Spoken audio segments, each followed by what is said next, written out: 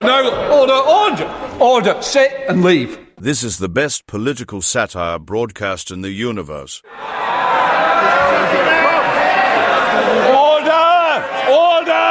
I say to the honourable gentleman, give me the seat. You are listening to Fockham Hall with Eric von Essex.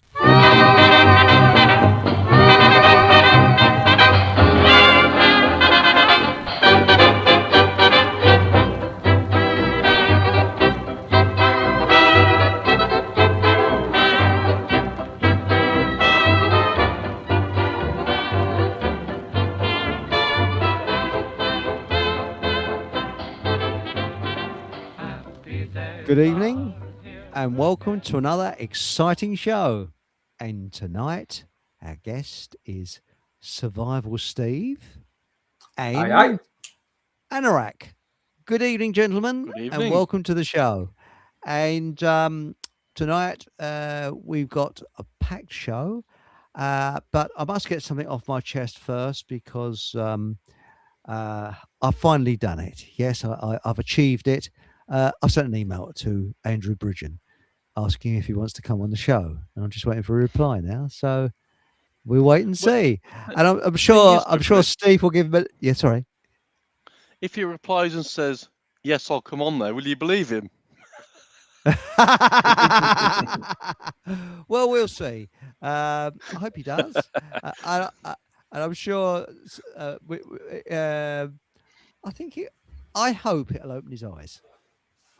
And I think Steve will do it. Seriously. And I think that he's a little bit wet behind the ears, Mr. Andrew Bridgen. And I don't mean that in a rude way. I think that I think we've all been down the road that he's probably been down. And it took a time for me to the penny to drop. I guess it did with you, Steve. I mean, I guess you believed all the and again, what about yourself, Paul? Did you find that? I used to believe a lot of what they were telling us, but obviously now, with the numerology and stuff, I know that everything they tell us is a pack of lies. Yeah. Well, that's right. What we was talking about last night is the conspiracy theory, and I think it's a really weird conspiracy theory. There's a conspiracy. They reckon that Donald Trump is president of the United States. Never. I mean, that's a real wacky one. I mean, of course, we all know it's Benjamin Netanyahu's the president of the United States. It's nothing to do with Trump, is it? I mean, he's just an actor. He's the court jester, you know. But anyway, the other day, I received this leaflet through the post from a very nice man who I'm old enough to be his father. He says, inside, how I'm delivering for you. Was he a gynecologist or something? Does he sort of help with births or something and thinks I'm a woman? I don't know. I mean, how I'm delivering for you. Oh, he's the local MP. Lewis Cocking. There we are. So cocking around. Is your appropriate name, isn't he? Lewis Cocker. So he'll soon be Prime Minister then.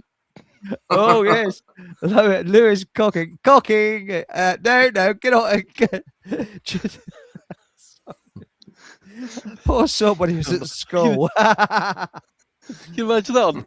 I'd like to welcome Prime Minister Cocking. They'd all be laughing their heads off, wouldn't they? You couldn't take that seriously. Oh, that's right. Well, we used to have a councillor, I won't say his name, and I got a leaflet, and I wish I'd have kept it. And it said, "The bins are overflowing. Councillor Plonker said the bins should be emptied." No.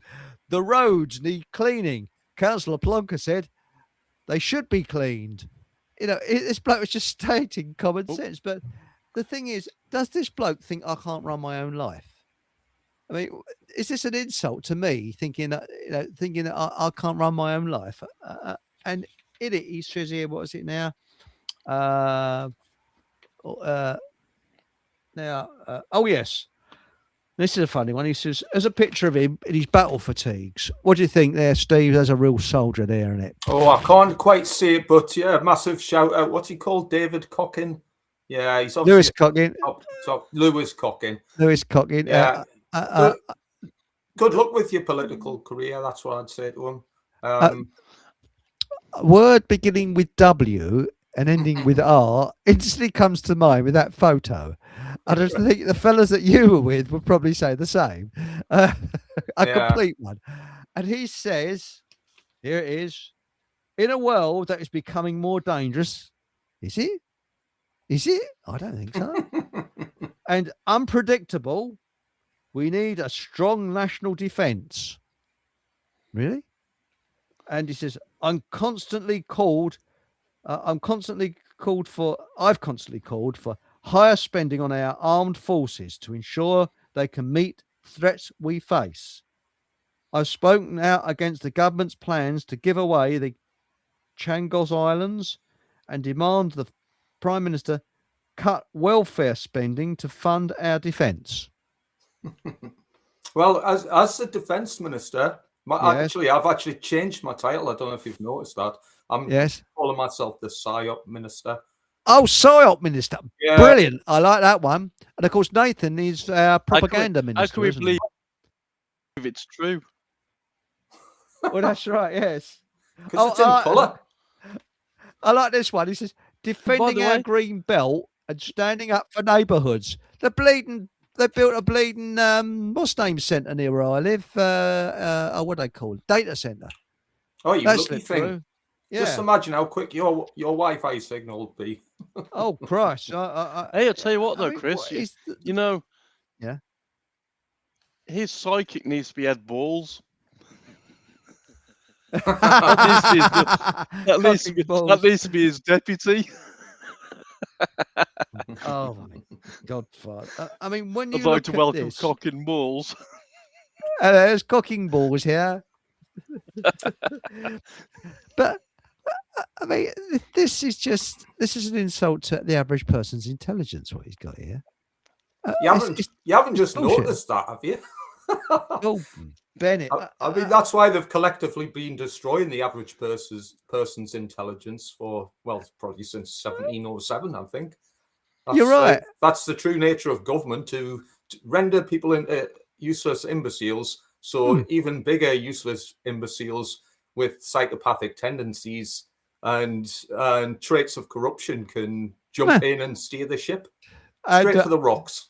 Alice Gold just says Lewis Cockup. Yes. And well, Mark you Anthony should says, have been as is he a mate of Elton John's? Oh, sorry. Well, you should have been a tiny bit suspicious, Chris, that when he delivered it, he'd picked up a pack of crayons. Yes, you're right. But oh my godfathers. Celebrating World Book Day in Goffso. That's good of him. Yes. Hearing from Send parents in Waltham Cross. Who the bleeding are they? Meeting students at Herts Regional College. Oh, isn't he get about? Well, I wish he would just off. Quite honestly, but it's pointless, meaningless waffle in here. Better access to healthcare. What? So they put a load of tablets down your throat. Strengthening flood prevention. They've been saying that for bleeding years. Bringing back when banking we've service. had it. So they're going to strengthen flood defences when we've had 6 months of sunshine. That'll be a useful thing to have right now, wouldn't it? Oh, but there's a hosepipe ban. But we'll invest in your flood defences. Oh, great. Well, the river's dry. Well, that's right. The usual one. This has been going on about this for years. Local jobs for local people. That is complete bovine excrement. And by the way, Pink Planet, have you had one of these leaflets through from Lewis Cockup? Now, Alice Gordon has asked a very interesting question. And Eric, dear, why on earth would you want to speak to Andrew Bridgen? Well, I have gone against what I said earlier. And I said I wouldn't have an MP on this show. But I'm open-minded. And I've been convinced that it might be a good idea, even though I've looked at his website. And when I stopped laughing, I thought, well, I think that Steve and I can handle him perfectly okay. What do you think, Steve? Do you know what? In a sense, as much as I'd like to convince Andrew Bridgen to open his minds and to actually steer his own brain by navigating the world around him with his own eyes.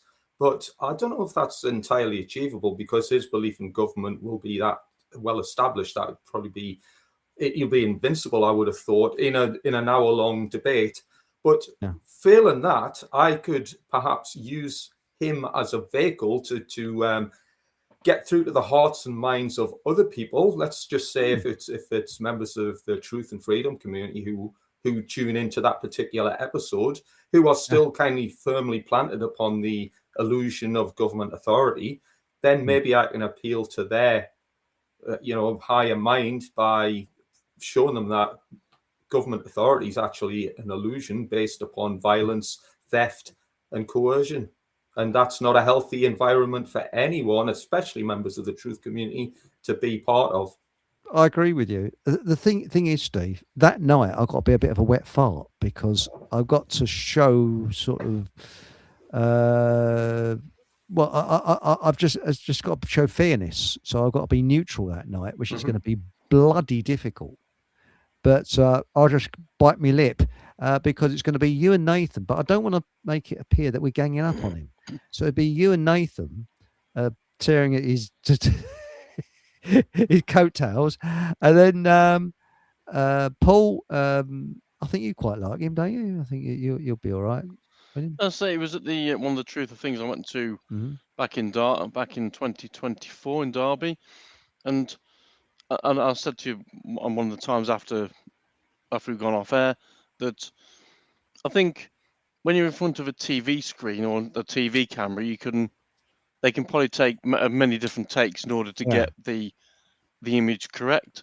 But when he's there in person, it's hard to fake that. Do you know what I mean? Yeah. Because there'd be enough people there was a lot of people in the room, so he wouldn't have been able to get away with sort of faking it, if that makes sense. So yeah, he came across as legit. I could be wrong, but I don't think it'd be very easy to. Well, we'll find that out. We'll find that out at the beginning, because I said in the email, I sent a copy to you, Paul, that we have Edwardian and sort of like Victorian gentlemanly and gentle lady discussions, and so it will be interesting.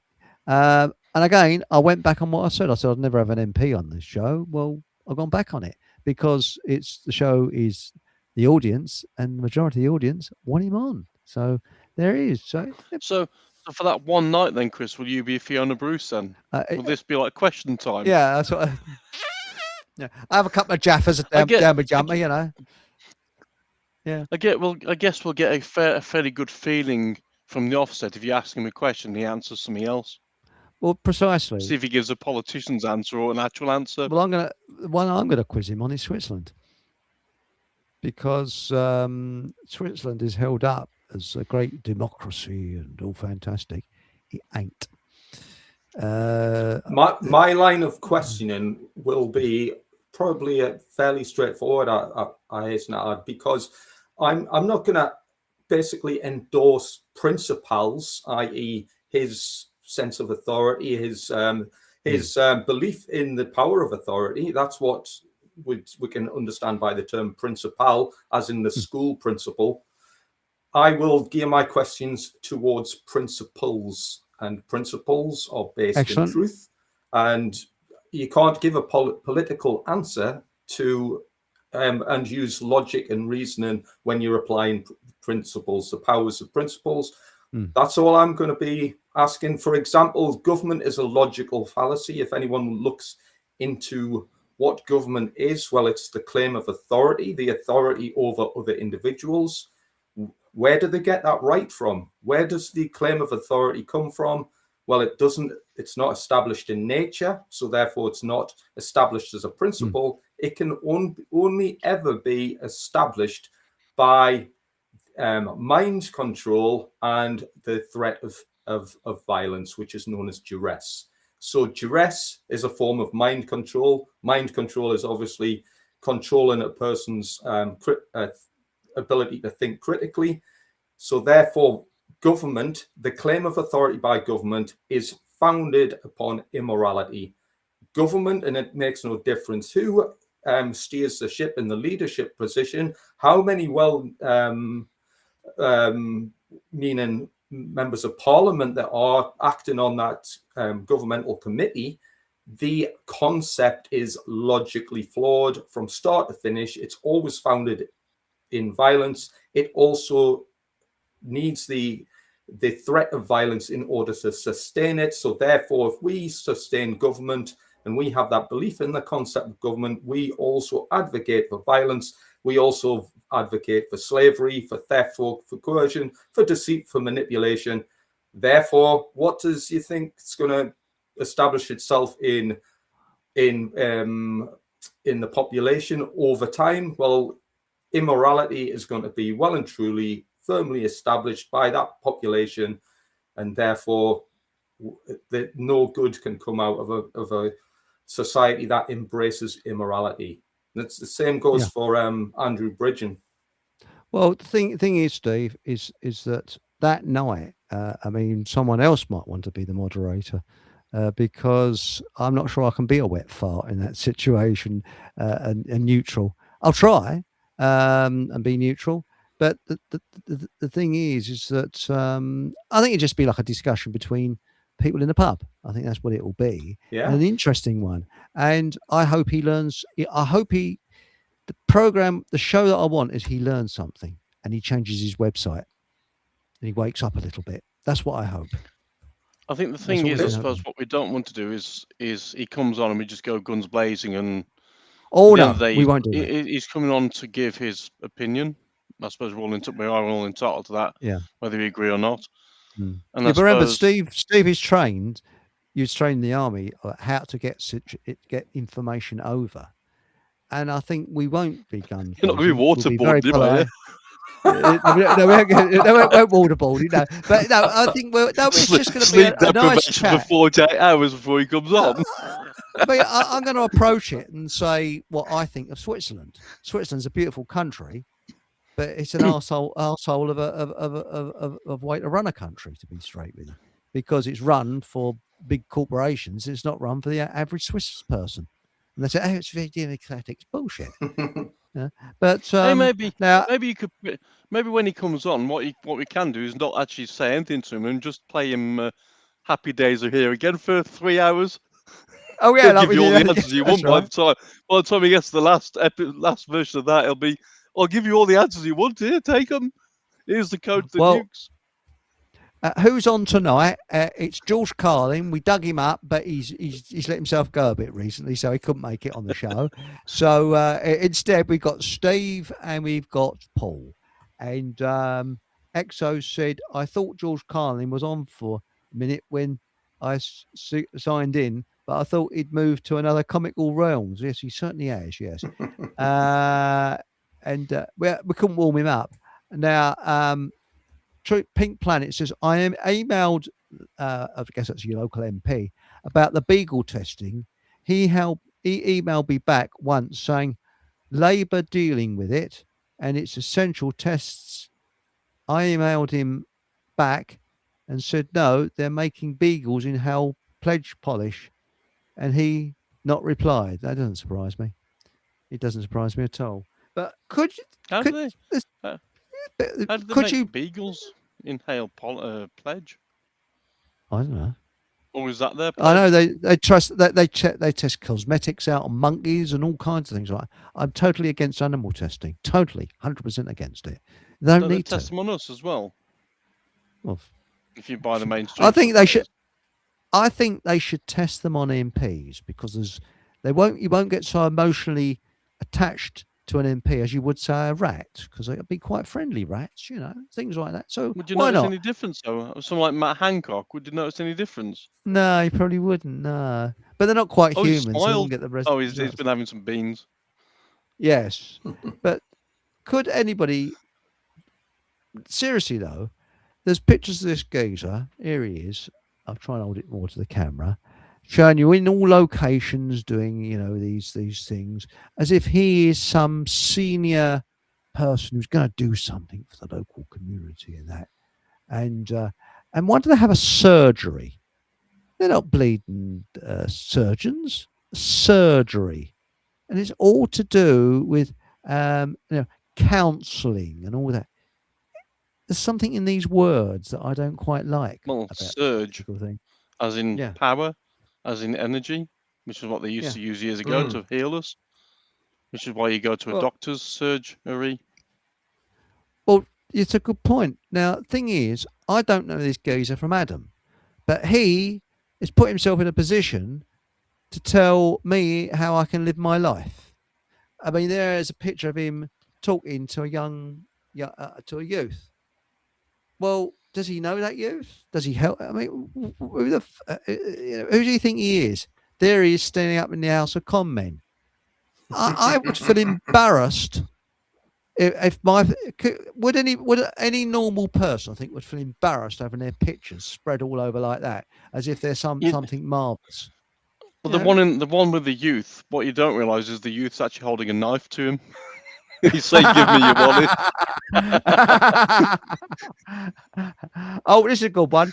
Learning about the local war effort in Oddeston at the Lowood Museum. Well, I'm going to toddle along there, and I can almost guarantee they're going to have nothing but pictures of a Churchill there, which I'm going to go bleeding great raspberry out to him, because I can't stand Churchill. But there we go. So there it is. So if you want bullshit, there's your leaflet for it. Well, just remember, Chris, from that you could get at least 3 days worth of bog paper. Cut it into 3 or 4 sheets, would be all right. And then hand shiny, it in back. though. Yeah, it's a bit shiny for the old arse, that's the trouble. But where are we going there? Oh, hang on, we got some stuff in chat. Oh, question for Steve. Yeah. Question for Steve. All right, here he comes. Asperger's as Fudge, our cultural attaché. Question for Steve. Do you take authority of your pupils when teaching survival courses? That's a great question, and it kind of ties into what I was talking about earlier about the concept, the illusionary concept of government authority. Well, if we look at that word itself, authority, well, authorship, who takes authorship? Who writes the doctrine? Who writes the rules, the legislation? So if I'm teaching any subject, survival, for example, as he's brought that as an example, if I write the content of the course or the instruction, then I take authority of the content, but I can't take authority over anybody on a teaching environment, because that again is a claim of ownership. So I don't own how a person, a person's actions, their thoughts, their emotions, their behaviors. I can guide, instruct, and advise in order to assimilate knowledge, but I can't then tell them how to live their lives. I can't demand that they do a particular thing without their consent. You can maybe ask them to do something, but if they refuse, and this is where the game changes slightly. The rules of the game changes when somebody does not consent to the application of authority. What do I then do? Well, that relationship, let's just say that instructor pupil relationship erodes away, and one of us has got to go. If somebody's disruptive to the point of, I don't want to listen to anything you've got to say, oh well, you're free to go at any time. But that's right, they're there of their own volition. Yeah, but what I'm not going to do is, I'm not going to be like the government, where I then force my authority upon them, whether they want it or not. And this is the big difference between, with government authority, it's not a consensual agreement, because if somebody's, let's just say, rejects what the government's proposal is, then they are faced with violence. They are faced with arrest. They're faced with imprisonment, fines, subjugation, banishment, some sort of penalty for that, for that non-consensual obligation that they may have. And this is why government will always volunteer violence into the equation, because they can't govern, they can't claim authority without the use of force. It's impossible. It's a logical fallacy to think that government can just ask for people's voluntary contribution. It's impossible. It has to be done by force. You're spot on there. And when you look at it from a tribal point of view, in the tribes, if there's a problem, they'll go to the wise people, the older people who've got the wisdom, and respect them and say, well, what do we do? But they would choose to go to the wise person, and that's it. And it sort of worked like that. And you're spot on. People there by their own volition. That's it. They choose. I mean, for example, let's put it this way: you're a survival expert. I know jack shit about it. So, in a situation, if I live just up the road to you and all the lights went out, let's say a doomsday situation, okay, all the lights go out, as hell broke loose, and you know how to survive, who am I going to follow? You, because I'm going to survive as well. Because you're the right person for the right job. That's it. But if there's, I don't know, an architectural problem, which I very much doubt, and you're really desperate, you think, oh my godfathers, what do we do with this lintel? You come to me. I was like, well, I don't know either. But had you had... What's interesting that, Nate, that word's what authority is, is that you get an author of a book. Yeah. Yeah. But that's what interesting choice of words. But that's what government have done. They've written the rules. They've written the rules, and they've forced us against our consent. Well, they've actually gained consent, you could say, because most people on the planet, on the face of planet Earth, are brainwashed to the point where they've completely subjugated and chosen to volunteer themselves to the will of their oppressive force.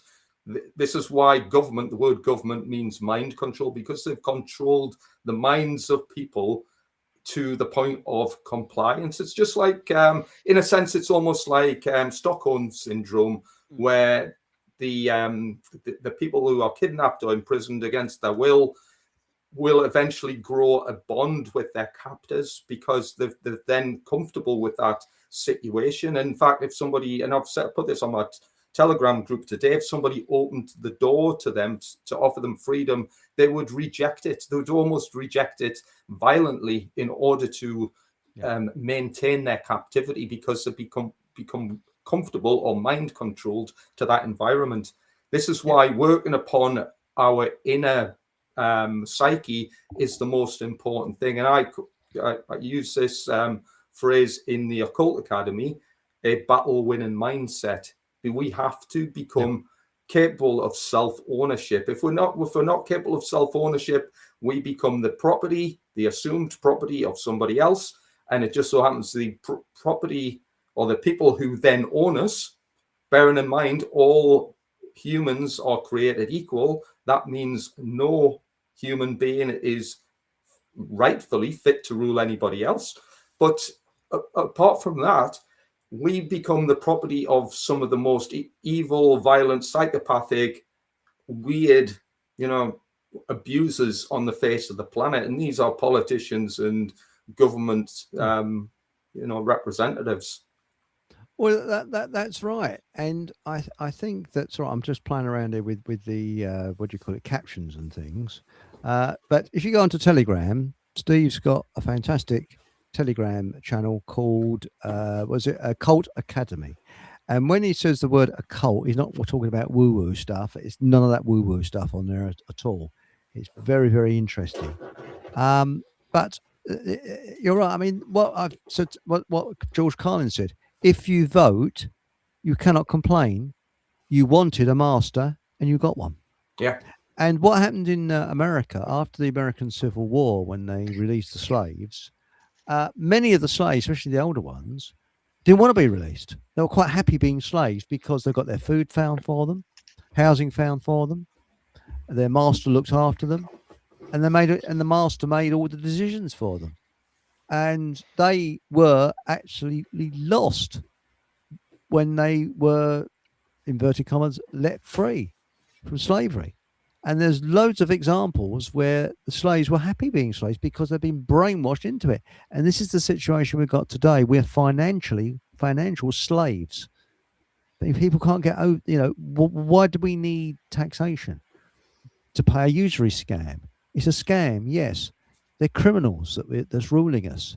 And people are saying, well, if we had a democracy like Switzerland, it wouldn't be like that. It will be like that because it's always turned out that the people with the money, with the industrialists, will have their say, and they'll have the last word.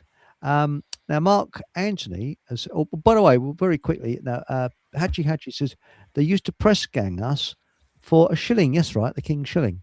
In the First World War, you took the King's shilling when you joined up from 1914 to 1916, and then in 1916 that introduced conscription because they was running out of cannon fodder. Now, Mark Antony says, I think Bridgen will run a mile from appearing on the show because he will be going into unknown territory where he knows there will be no softball questioning and nodding dog interviewers. It'll be as nice as pie to him. As I said, it'll be like a pub chat. Give him at least 3 minutes before you take his head off. That's right. If the guy could stand up with truth and principle, he's got nothing to fear. But I'll be quite honest. I don't know the guy from Adam. I've got nothing against him whatsoever. I'm sure he's a brilliant guy. You know, I wish him the best of luck. I admire the fact that he's now speaking out at whatever level against what went on during the PSYOP from a few years ago. Hats off to him for that. That's what every politician should be doing. So I do admire him in principle for that fact alone. If he's still defending the tenets of government, I have to say he needs a moral education, because if you don't understand morality, then you will fall for political solutions. Politics will always, like I've just said, and again, I've only given a brief indication of this. Politics, the enforcement or the enforcement of governance over other individuals has to include measures of immoral harm. Always, there's no other ways around it. Government will always be pressed into existence by means of illusion, and it will also incorporate measures of violence, theft, and coercion. It cannot function without that. It's a claim of ownership over other people, over masses of people, which makes it mass human slavery, and therefore that will always be immoral. Anybody who defends, admires, respects, or advocates for any form of governance has got to be an immoral person, brainwashed enough to not understand moral concepts and indoctrinated enough to advocate for the slavery and oppression of his neighbors, his friends, his family, and himself. There's no other way around it. Yeah. You're spot on there. Now, Sam has said, I really loved the fact that Andrew Bridgen went to Germany, did he? To see Rainer Füllmich in prison. I didn't know that. Who's Rainer Füllmich? He was the guy. He was the chap that was trying to get all these mass murders during 2020 through a Nuremberg-style trial. Oh. And of course, Andrew Bridgen's also been trying to sort out getting Matt Hancock taken through court as well. But of course, Hancock's got everybody on all the power behind him at the moment as it stands. So, yeah, I think he's trying to do some good things. Obviously, he has got in that respect.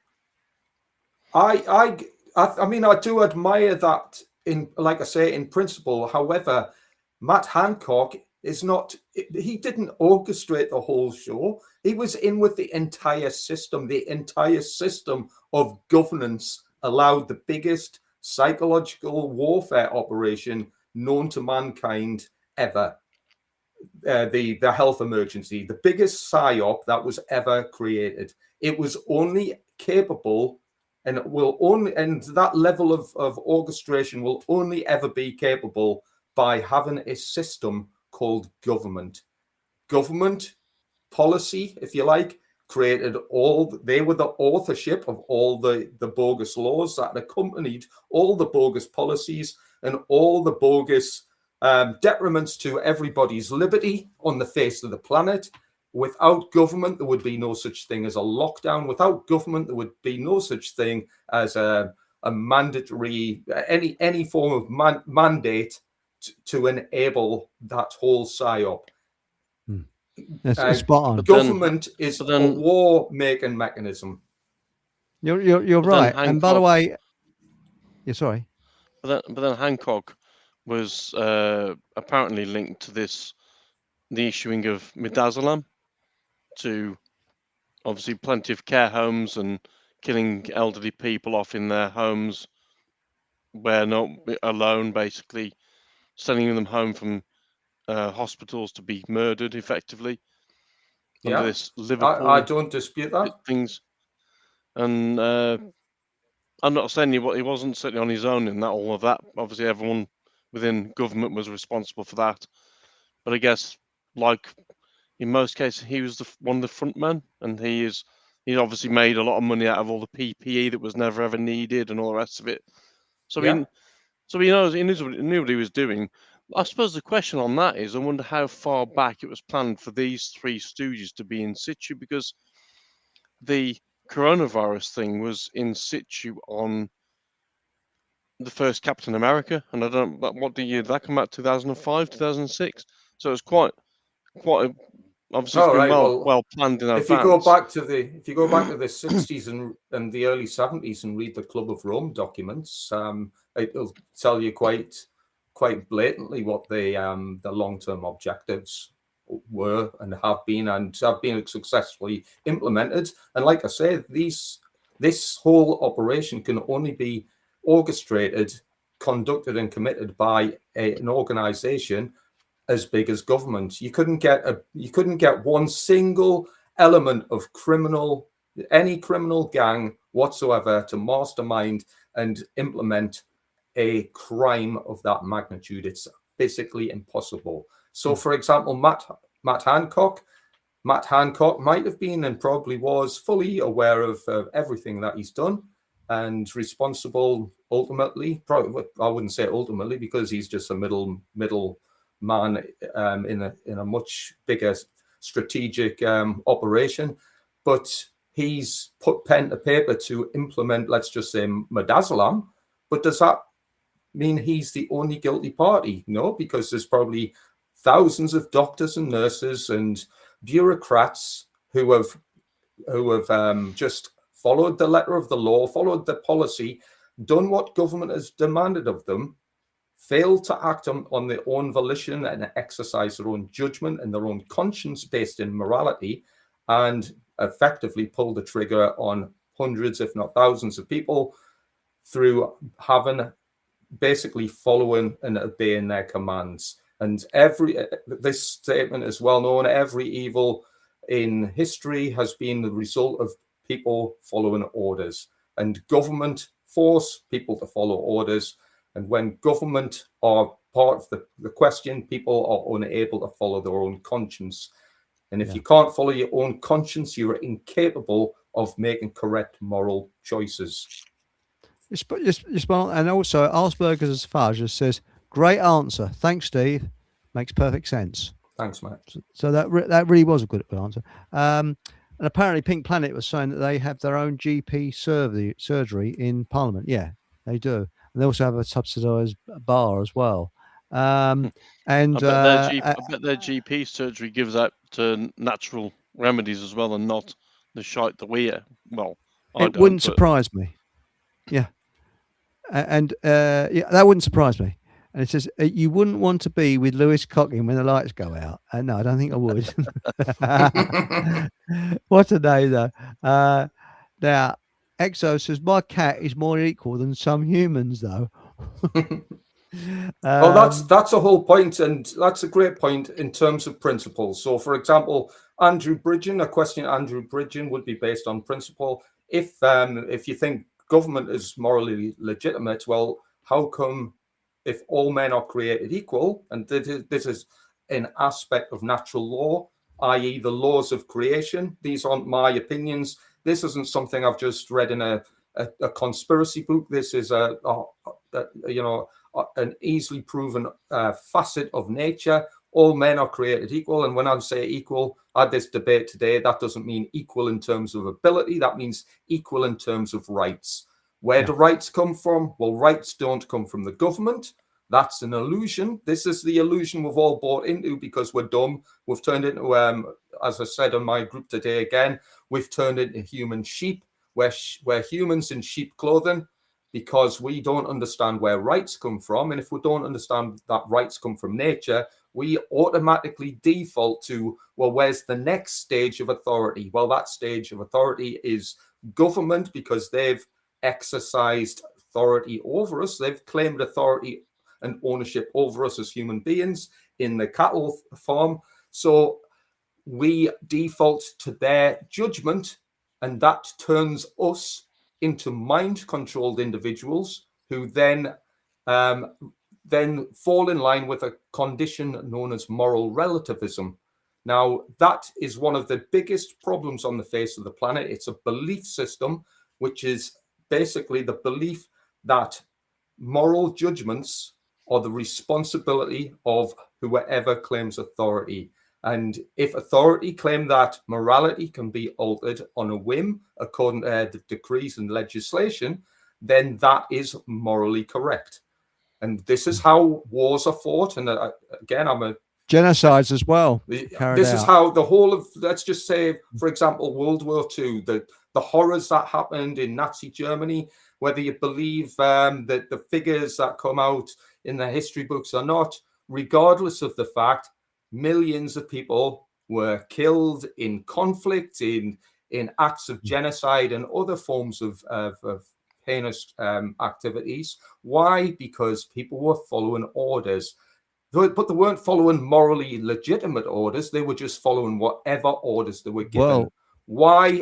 And just to finish on that, why? Because they believed inside their own head, which was corrupted through mind control, that morality is subjective. That means the legislators could write down what they thought was morally correct. So if the legislators, the authority, claim that it's morally legitimate to kill elderly people with mental health problems, in gas chambers, for example, or any other method of savagery, then other human beings who bought into that system of mind control would carry out the commands without question. And I know this to be true because I was a moral relativist every single day that I wore my army uniform. You cannot follow immoral orders without being a moral relativist. So every soldier on the face of the planet is a moral relativist. Every police officer is a moral relativist. To be honest, most politicians are moral relativists. And the sad part of that is moral relativism happens to be one of the leading tenets in a very dark religion known as Satanism. So if anyone thinks that's okay to be a moral relativist, then you are successfully appointed indoctrinated into the religion of Satanism.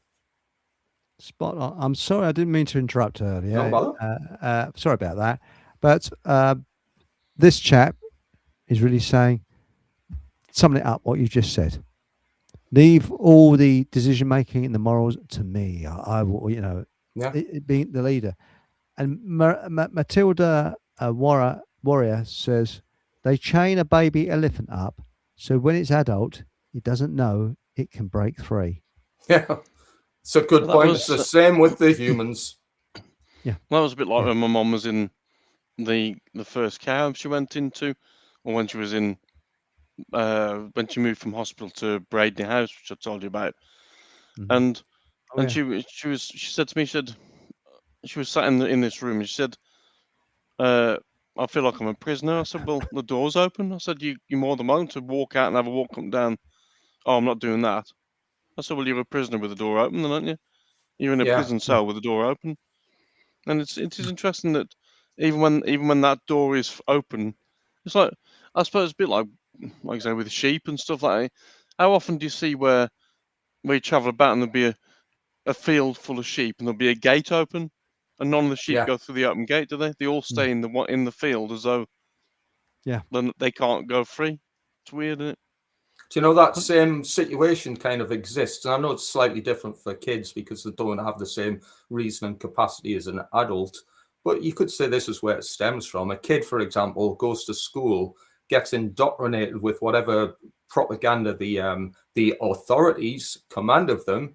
Yet ask a kid how much they get paid for turning up to school, and they'll say, "Oh, we don't get paid. We've got to go." And it's like, well, what happens if you don't go? Well, you get punished. And well, did you sign a contract to say that you will attend school for free and you'll have to obey, otherwise there'll be severe punishment? Well, no, but the kid does not know how to be free. It gets trained out of them. But the sad point is adults are exactly the same. They become spiritual children instead of becoming capable spiritual adults because they don't understand the concepts and the philosophical aspects of morality.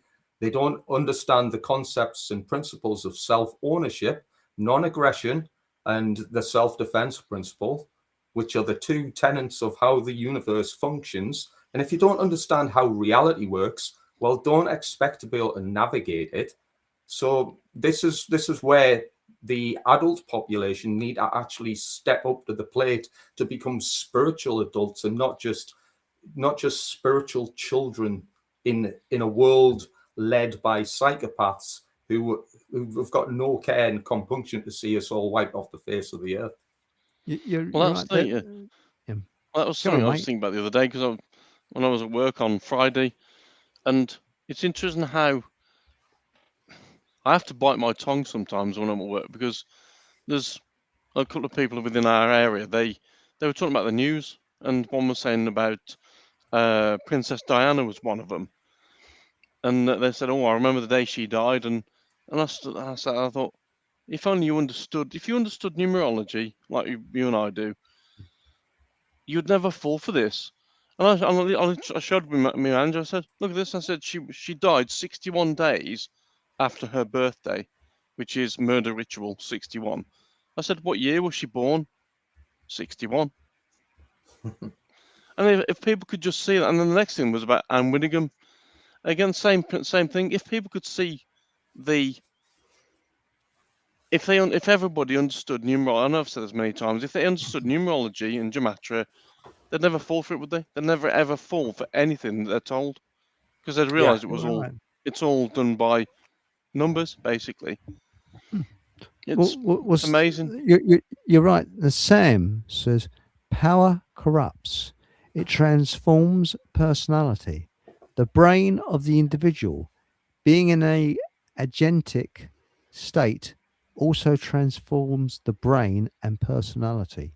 Yeah. Yes. And I've actually seen people change when they're being given power. And they turn from average, easygoing sort of people into absolute monsters. I've actually seen that firsthand. Yeah. I can believe that. My own kind of experiences with the military, and obviously there's a significant rank structure goes on there.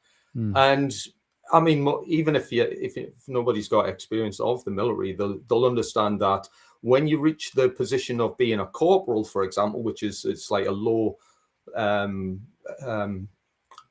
grade of managerial positions, you become like a little Hitler, or many people become like little Hitlers. Why? Because they're usually young, fairly immature, and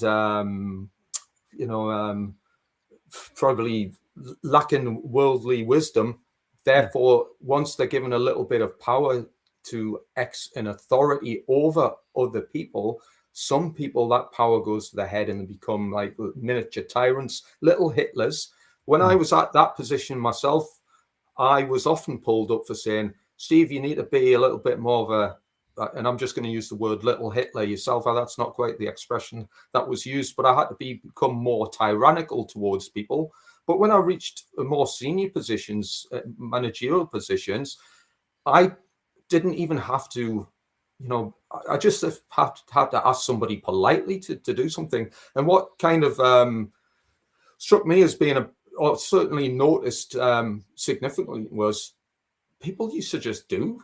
I'd come up with something and people would just do it. They'd obey whatever I said. So imagine if I was a little bit psychopathic in my outlook and I was a little bit of a tyrant, I could get away with doing all sorts of abuses to people who would just mindlessly obey without question. So, obviously I never asked anybody to do anything of that kind of ridiculous nature, but you can understand that if I was a politician and I get a load of these order following compliant people who will just willfully obey without question to go and kill a load of people in a third world country or drop bombs on a village somewhere, that task will be performed, and it will be performed without anybody asking questions. As long as it falls within the parameters of what they perceive to be the law, and bearing in mind, as a moral relativist, if the law says it's acceptable to go and tear up a village and drop cluster bombs or whatever else, then if it falls within that parameter that these politicians have just invented, then that task will be done without any problem whatsoever. That's the way of the world. And of course, politicians profit from war. The whole system of governance profits from war. So war is always going to be inevitable as long as we've got government. Why? Because this is the mechanism of how they make money. So it's never going to go away. So obviously anybody who then advocates for keeping this system in place also advocates for war and believes that the continuance of war is morally acceptable. And if we start to break things down into moral concepts and principles, well, nobody has, if all men are created equal, a blanket term, if all men are created equal, then what gives some people the rightful authority to tell others how to conduct business, even if that business, especially I should say, if that business incorporates the use of harm upon other people? It's the whole notion and concept of government can only work if people are trapped with the brain of a sheep. And if that upsets people, well, all I would say is join the Occult Academy, and we will offer, to the best of our ability, the means to progress from having a mind of a sheep to the mind of a human, because we have a three-core brain. It's known as the triune brain. And if we are trapped in the emotional aspects, what's known as the limbic system, i.e. the animal brain, then we cannot argue an understanding based upon logic and principle, logic and reason. That is an aspect of the higher mind, the human mind. Can I just drop a quick question there? Yeah. So to remove warfare, do you think the removal of the war instruments, i.e. weaponry, should be gone? No. The whole concept of government or the claim of authority by any organization needs to be gone. The tools of the trade are irrelevant. So if I had a gun in my house, which I don't, just if there's any imbecile cops listening, thinking I'm talking myself into a criminal act, then they're wrong. If I had a gun in my house, well, I'm not going to pull the trigger unless it was for the purposes of self-defense. I'm not going to pull the trigger just because a politician tells me he doesn't like a particular shade of brown in a particular nation in a third world country. But then where does that line stop? So what I'm getting at with that is, so if we keep a gun in our houses, for example, that's okay. So what's stopping them, like the further up the chain? So for example, somebody keeps a tank in their back garden as do you know where I'm going with that? So I know, if we still got keep a gun, you've potentially the same reason for somebody having a tank is the same reason for somebody having a gun.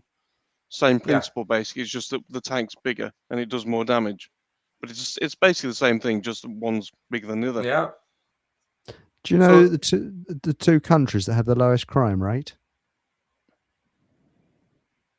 Who? One is Switzerland. Switzerland.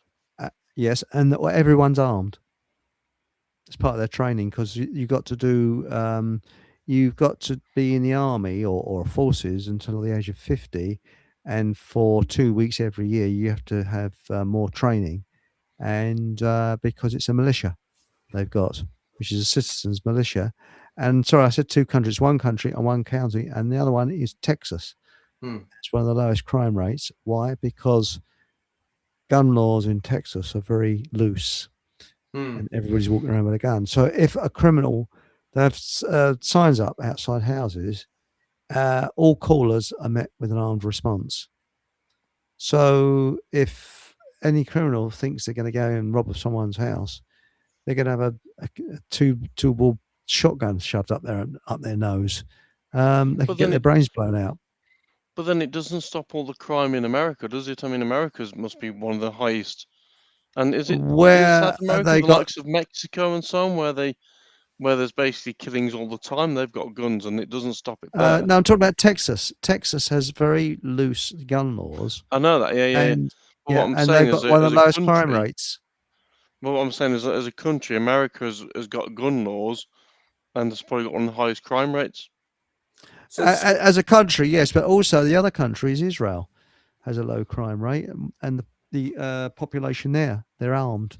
these are great points, but I would say, I mean, for example, Paul, if you were living in one of these countries which had a high crime rate, let's just say there was lots of gun crime, gun-related deaths and murder, would you, if you had the option to own a gun yourself to protect yourself, would you opt out of that capability because you would find I don't know, I'm just surmising, you'd find the concept of having the means to defend yourself using lethal force to be something you wouldn't embark upon?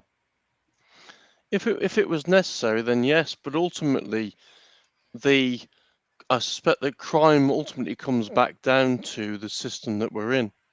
So people go out and thieve, perhaps using guns, because they want somebody's car or they want somebody's watch or gold or whatever they've got on them that's of value, because it's value in the satanic system, as it were.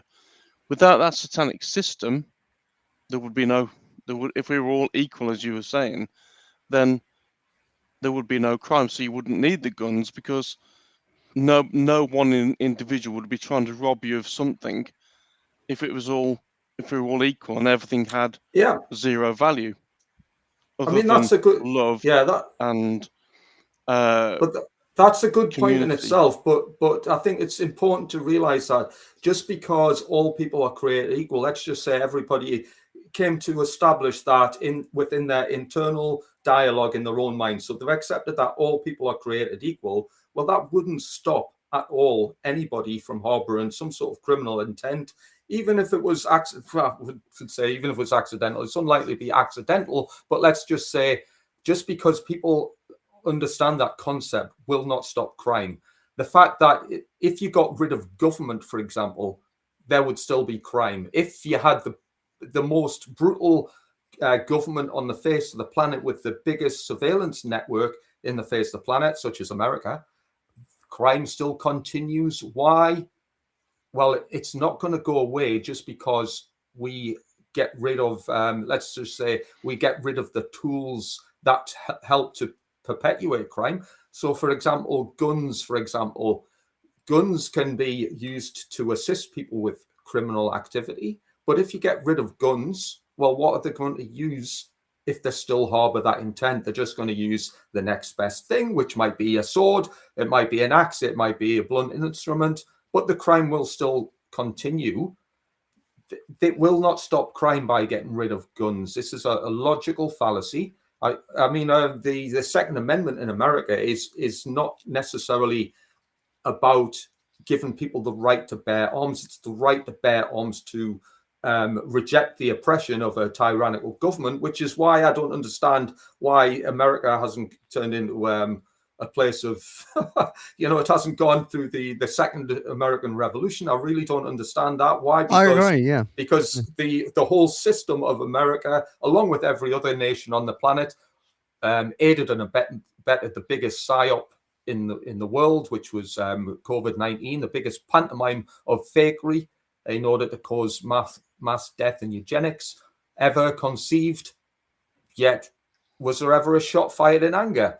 And I mean, I was just writing today about, well, what tangible results happened after, that PSYOP occurred. Well, in Britain, there was 2 what I class as vax termination centres were had their windows smashed in North Wales, and in France, somebody left a fire hose on and flooded a place.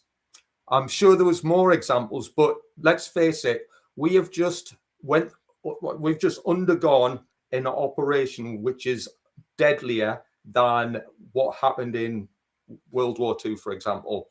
Some of the genocidal activities that have occurred there in World War II history. Yeah. Yet the actions in retaliation amounted to 2 centres offering the medical product had the windows smashed, and another place had water damage. You're telling me we understand morality, we understand the self-defense principle, and we are a violent species if that is all we could come up with to prevent a criminal act of treason at the hands of our own governments? Well, Axo said, I'd rather us be a gun-carrying culture than a teenage knife, undefended one. I agree with you there. But the thing is, you convinced me, Steve. I mean, I was all into this love and peace and no guns and things like that. That to get rid of government, they're not, and it's above government as well. So usury scammers. That's really what we're really going for, because without usury, you wouldn't really need a government. You would have to have some form of force to physically get them and put them on what I believe is a devil's island. And why should the taxpayer or anybody pay out for these people to sit in a room for the rest of their life when we just put them on an island and they can just live out their lives on an island? Yeah. And that's it. That's the most humane thing we could do. But what's this? Now, Sam says in Switzerland, the soldiers can keep their family service weapon if they ask for permission, but they can't have ammunition. Not useful at all. Why is there a low crime in Switzerland?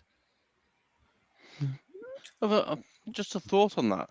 And if this is anything like with, I know I mentioned the Czech Republic a lot. It's possible that maybe the people over there are brought up in a different way. Well, they're super rich. I.e., to respect. There's no poverty in Switzerland. But what I'm saying is that it's like here. I mean, a lot of families have children just to get the benefits from the state. So they don't have the children because they want the children. They have the children because they want the money, basically. Yeah. Whereas over there in mainland Europe, it seems to be more family oriented. I've said this before. And if those people, that mom and dad have the child because they want the child, then they're going to show that child all the love and care they can possibly give it, and bring that child up in the correct way.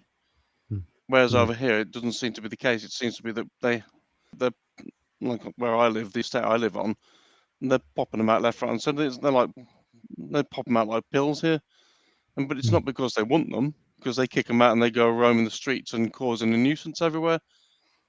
But if they actually had them, if they were brought up to want the child because they want that child, because they love that child, that's what they want, there'd be a bit different, that approach here, I think. From what I see abroad, the attitude abroad seems to be one of family orientated. Yes, it is. You have a family mindset rather than we'll have this child so we can get 50 quid a month off the state. You know what I mean? That's what I'm getting to there. That's an interesting point as well. Sorry, Chris, you go on. No, for me. Well, what I was going to say is I was going to back up what Steve's saying there, but what Sam said about Swiss. In Switzerland, my father, there's a Swiss bloke who worked with my father, and he hated Switzerland. He loved the scenery, but he hated Switzerland. He said, because everything, it's supposed to be this marvelous democracy, it's a bit like lockdown with these little dictators going around telling you what to do and what not to do. That's what Switzerland's like for living there. And that's why he came to live over here. And there's a lot of Swiss that leave Switzerland because they can't stand it, because it's so regimented, their life. And this idea that it's a marvelous democracy, it's awful. I mean, imagine if you didn't want to do it, having to be in the army until the age of 50. And you have to go back for regular training with the army. It's, as I say, it's a militia. It's not a nice place to live if you're an individualist. And sorry, mate, over to you, Steve. These are all great points. Great points, and to kind of cut back into what Paul was talking about. Why Switzerland got a low crime rate? Why some places got low crime rate compared to others? Well, one thing to bear in mind when we talk about crime rate, what is a crime? So, for example, here in the UK, as just an example, it's maybe not even the best example, but it's the one I'm going to use. It's illegal to, I believe, don't quote me on this, I believe it's illegal to pick what's known as magic mushrooms, liberty caps. Mm-hmm. Yeah, I believe it's classed as a Class A drug, and it's also illegal to consume them. It's illegal to grow them, I'm guessing, and also sell them. It's the same with cannabis. Cannabis, it's illegal to grow. I think there is some caveats on that, but ultimately it's illegal to sell it, distribute it. Is illegal to have it in your possession. In a lot of, probably most cases, is classed as illegal. Therefore, it's a crime. So what I'm going to do is I'm going to explain what the universe dictates what a right is. And this is where the whole concept of man's inauthentic, illegitimate laws makes the whole world succumb to mind control. So the universe, the laws of creation, what's known as natural law,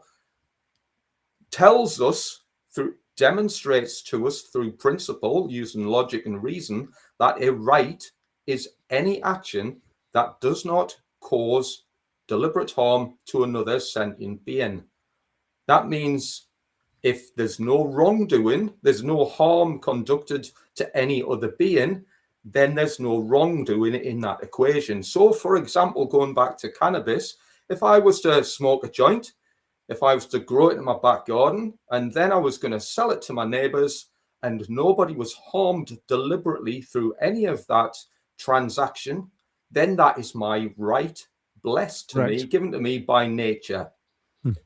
However, there's a third-party interloper that gets in the way of that fundamental right given to us by the architect of creation, and it's called the government. And they step in, they decide that, we can make money from this equation. So what we're going to do is we're going to use our moral relativistic instinct to drive forward an artificial piece of legislation that I've just authorized by writing it down onto a piece of paper, signed by the Queen, and it's got a nice little, embossed stamp on it, and that puts that parchment into the fabric of our understanding. And then we, because we're all dunderheads, still in our animal brains, believe that that piece of paper supersedes what creation has granted us with. What happens over time is this whole spiral of immorality, because in order to transcend the laws of nature means that we have put ourselves above God. We have then become gods on earth, and the gods on earth who want to enrich themselves have written it onto parchment how other slaves live their lives. Of course, this is all immoral, and you can see how this whole system, this whole tragic system, spirals out of control, descends into chaos. And what happens? The third-party interlopers they abstract order from chaos. And I'm pretty sure you've heard the term ordo ab chaos, order from chaos. Yes. They create the chaos, they abstract the order from our chaos and become the illegitimate gods on earth as a result. The whole system breeds immorality, and immorality breeds into what we've got, which is the negative aspects of chaos. And that's why the world is suffering. So crime rates, crime is all, large portions of crime are arbitrary.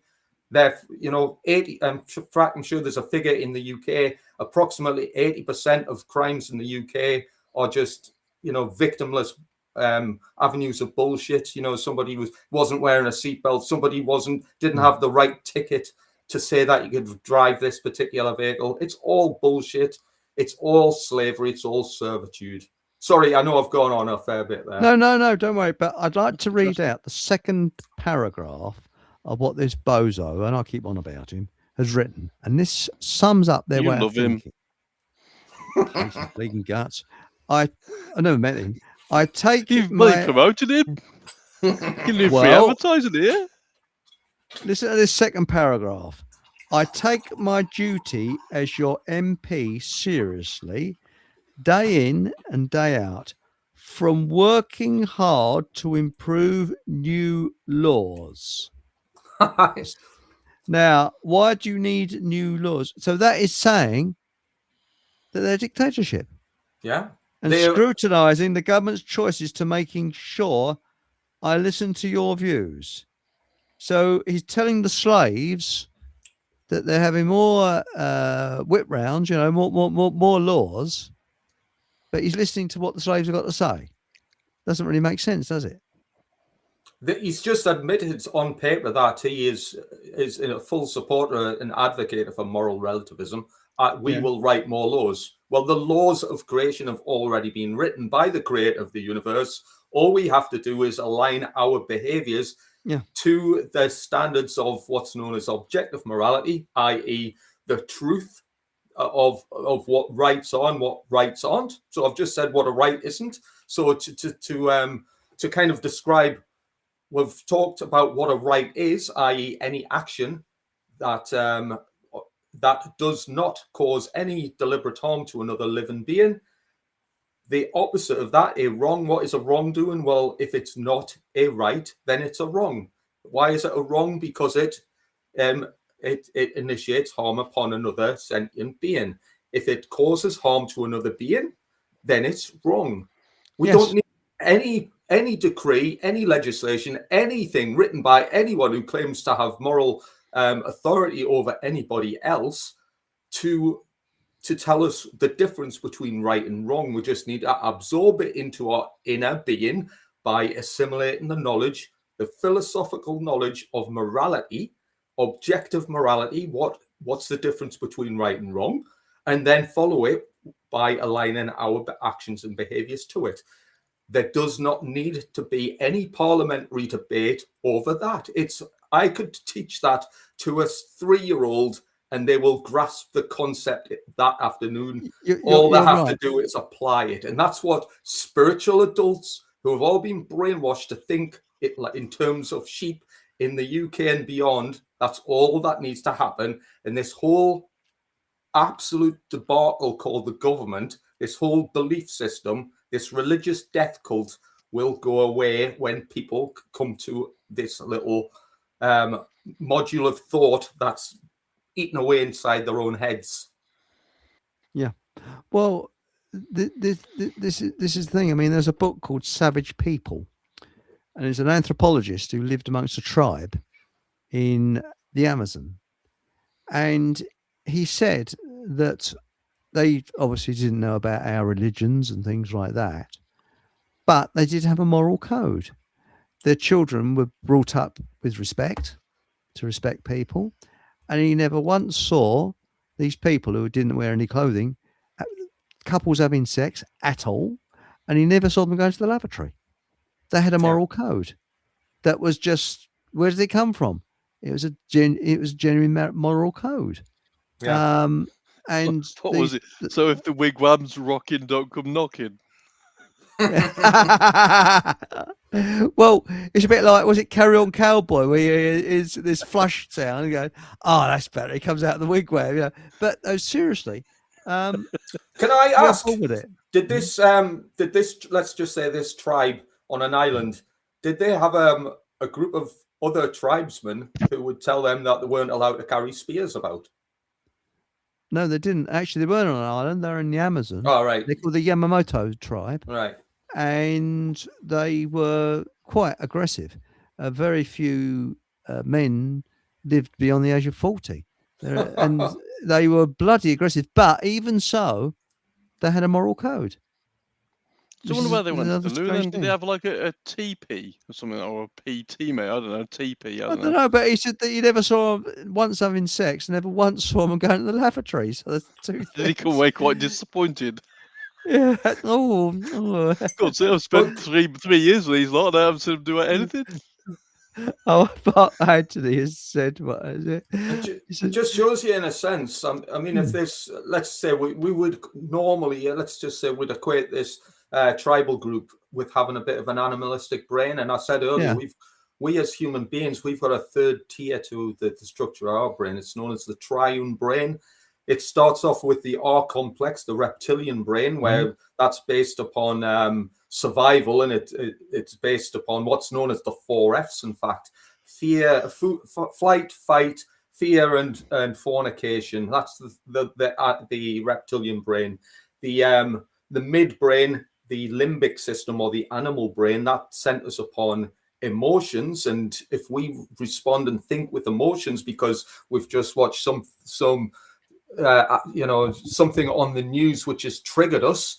I don't know, let's just say something involving a group of immigrants who've done something heinous to a young woman, and we immediately go on the defensive and bark and demand answers. We're thinking with the midbrain, the animal brain. However, above that is something called the neocortex.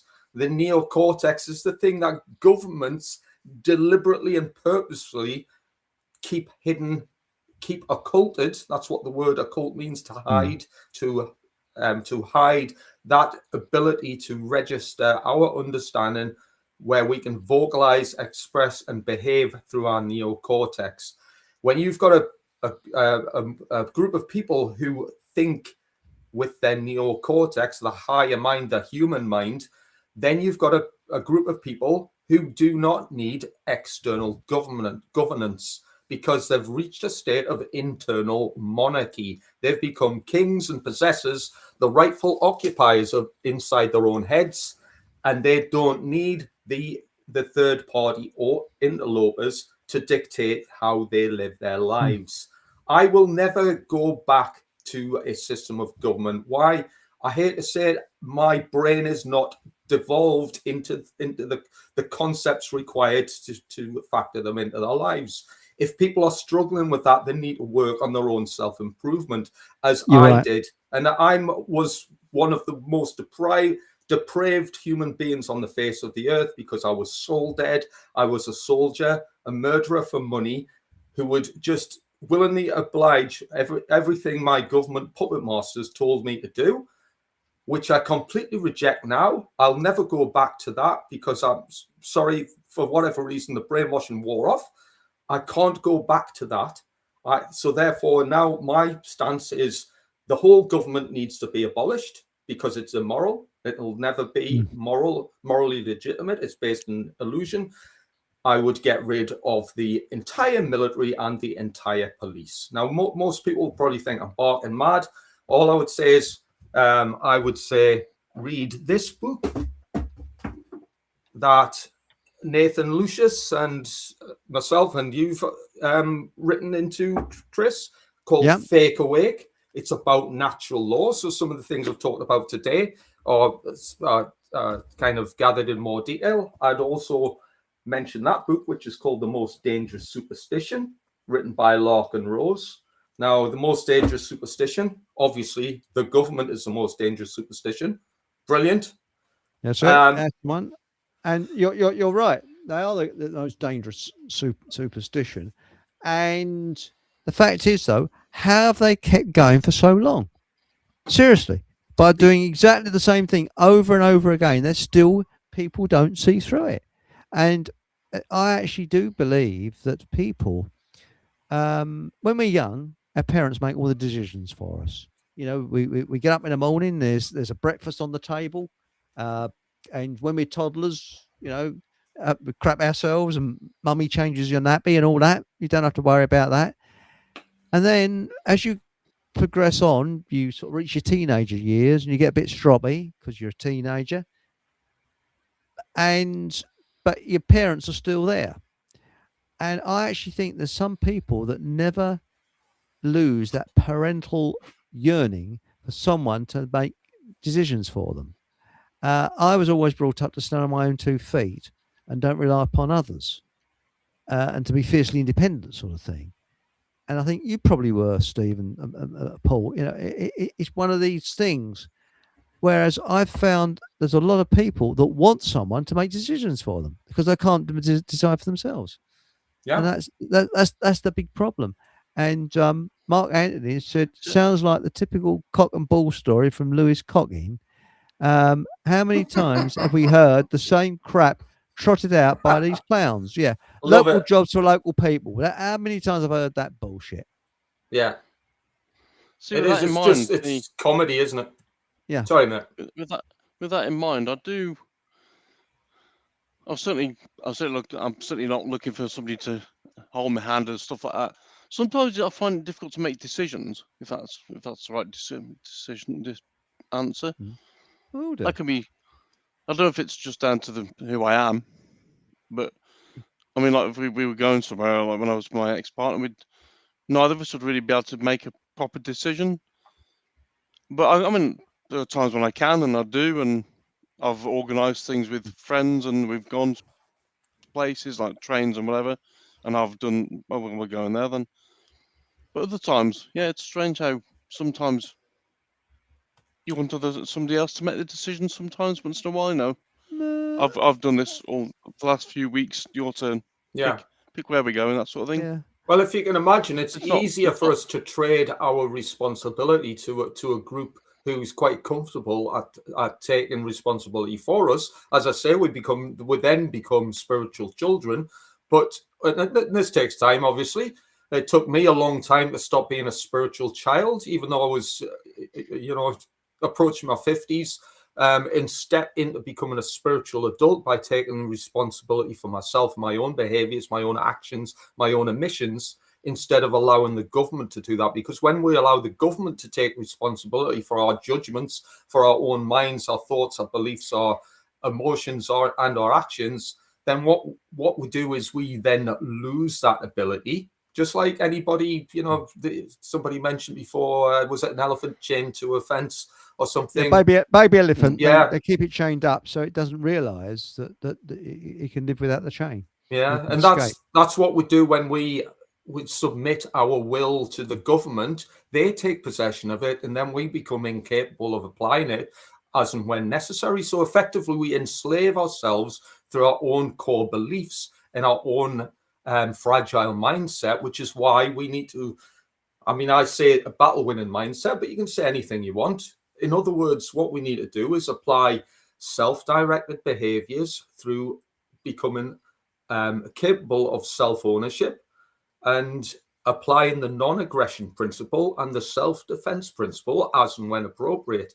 So the fact of we need somebody else to make decisions, well, I totally get that, but our decisions only have to be as long as I'm not causing harm to another individual, then the action or the thing that I want to do, I can do without consequence because nobody's going to be harmed by that. All we have to do to allow that to happen, to allow people to exercise their own conscience and base their conscience upon aspects of morality, is to get rid of the systems that oppress us and prevent us from doing so. And I'll be quick with this. The police is a prime example. We are incapable of applying the self-defense principle in the natural world for the fear of consequence for stepping on the toes of the legislation that will be enforced by the police. The police have taken away that ability, certainly in the UK. For example, if I procured a gun or some sort of weapon and used it to defend myself against some sort of criminal who was intent on doing me harm, I can be prosecuted for it.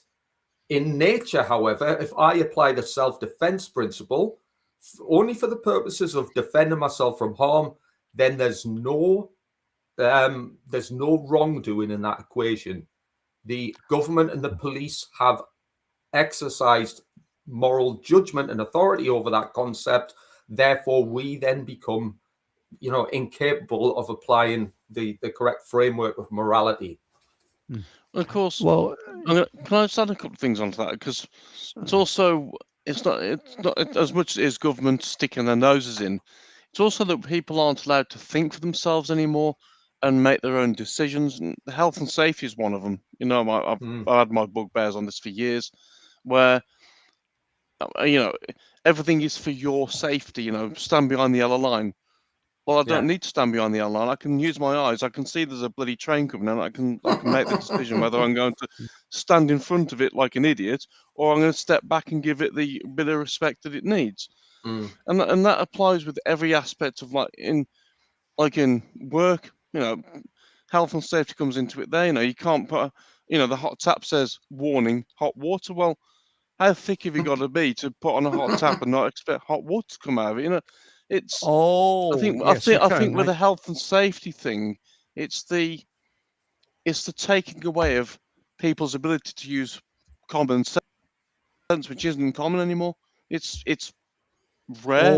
It should be called rare sense, because it really is. Because people aren't able to think for themselves, and and the system is being designed to stop them doing that. We had a health. Basically, that's right. Well, we had a health and safety bloke when I worked at Longacre. And we worked in the same office building as Yogi Bear, not hello boo boo, not that one, who did the first television transmission from this building where we worked. But we had nothing to do with that. We was we was a load of contract blokes, and our job was, remember the King's Cross fire? Well, they upgraded all the fire regulations for all the tube network, 96 stations. And they got a load of contract blokes in to upgrade all these stations and redesign them and this, that, and the other. Anyway, putting that story sideways, we had a health and safety man there. And we used to bring our own little kettles in. So if you wanted a cup of tea, you just whoosh, there was like a little tea room. And when you're working on something, you couldn't be bothered to go to the tea room. You think, I'll put my kettle on here. You have some tea bags. That was fine. Oh, no. I will not allow kettles in this office again. I'm not allowed to bring kettles in. So we're like naughty schoolboys, looking backwards and forwards, putting the kettle on. He brought in at great expense for £700 this urn, which kept the water in it all the time. So there was a bank holiday. We came back after the bank holiday and got some water from this tea urn, and everybody got gut rot. Why? Because the bleeding water had been in it all weekend and had gone, I don't know, just gone stale or something. I don't know. But we all got gut rot. I know that. So this so-called, and we're a lot safer. We're adults dealing with a kettle, but he thought it was unsafe for us to use a kettle, which is bullshit. Absolute bullshit. Well, that's one of the reasons why I used to like the Czech Republic so much, because there is no health and safety over there. Excellent. And with my railway photography, if there's a locomotive parked in the middle of a freight yard, I can make that decision to walk across and go and photograph it. If I get hit by a train, it's my fault for being there, which is how it should be. It's not the train operator's fault that I've made that decision to cross. It's my choice. So just let I hope when Fockermore becomes the main leader here, that you'll get rid of health and safety, because it's like when I used to work in the previous place where I was. The warehouse there was lit by broad daylight. It got windows across the top of it, so it was broad daylight. And I'd still get told you need to wear a high-vis jacket. Why? Because the forklift truck's going around. Well, can't they see in broad daylight? I'd be more concerned about the driver of the forklift not being able to see me. Their eyes you got a good point. I was in Lidl's today, and there was an ambulance driver, I suppose, woman, in her full kit buying some stuff, and she was in the sort of checkout in front of me. And bloody hell, what they got to wear. I mean, it's a boiling hot day. She had these toe protector boots on. Now, why would you need toe protection from an ambulance? I do not know. These really very thick sort of green trousers that were a bit too long. It looked really uncomfortable. And who designed this crap outfits for these people? I feel sorry for them. But Blu-ray has an interesting question here. And Blu-ray says, with morality, though, I might be able to answer this. How does one deal with all the immigrants coming over on the boats? Shall I do it, or do you want to, Steve? Hey, you start. I'm glad he's asked that. It's a great point. But you start. Well, what I was going to say is it is government that's creating the problem.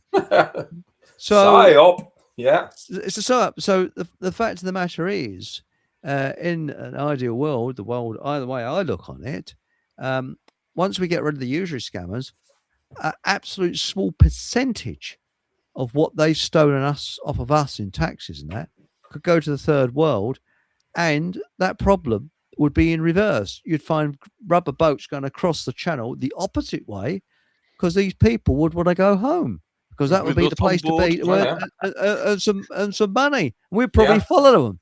But no, seriously, there would not be a problem if what they had at home, they could bring up a family and have a decent wage. Yeah, I totally agree with that. I mean, to add to that, that's it. I would say that actually your government, our government, well, it's not my government. I've got absolutely nothing to do with them other than trying to seek their complete eradication from the face of history and abolish them forever. But the government are purposefully trying to erode the UK and probably most of Europe into a third world nation.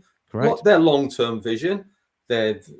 Again, people can look this up and look over Coudenhove-Kalergi and see what that's all about. Yes. Hopefully that'll not upset the algorithm by mentioning a former face in politics, but I'm sure most people can I mentioned it last night. So all right, fair enough. I got away with it. Fair enough, but yeah, why are they coming here? Well, do you not think for a second? And I'm sure I'm saying this facetiously. I'm sure most people in the chat can discern enough to know that this is completely and utterly orchestrated.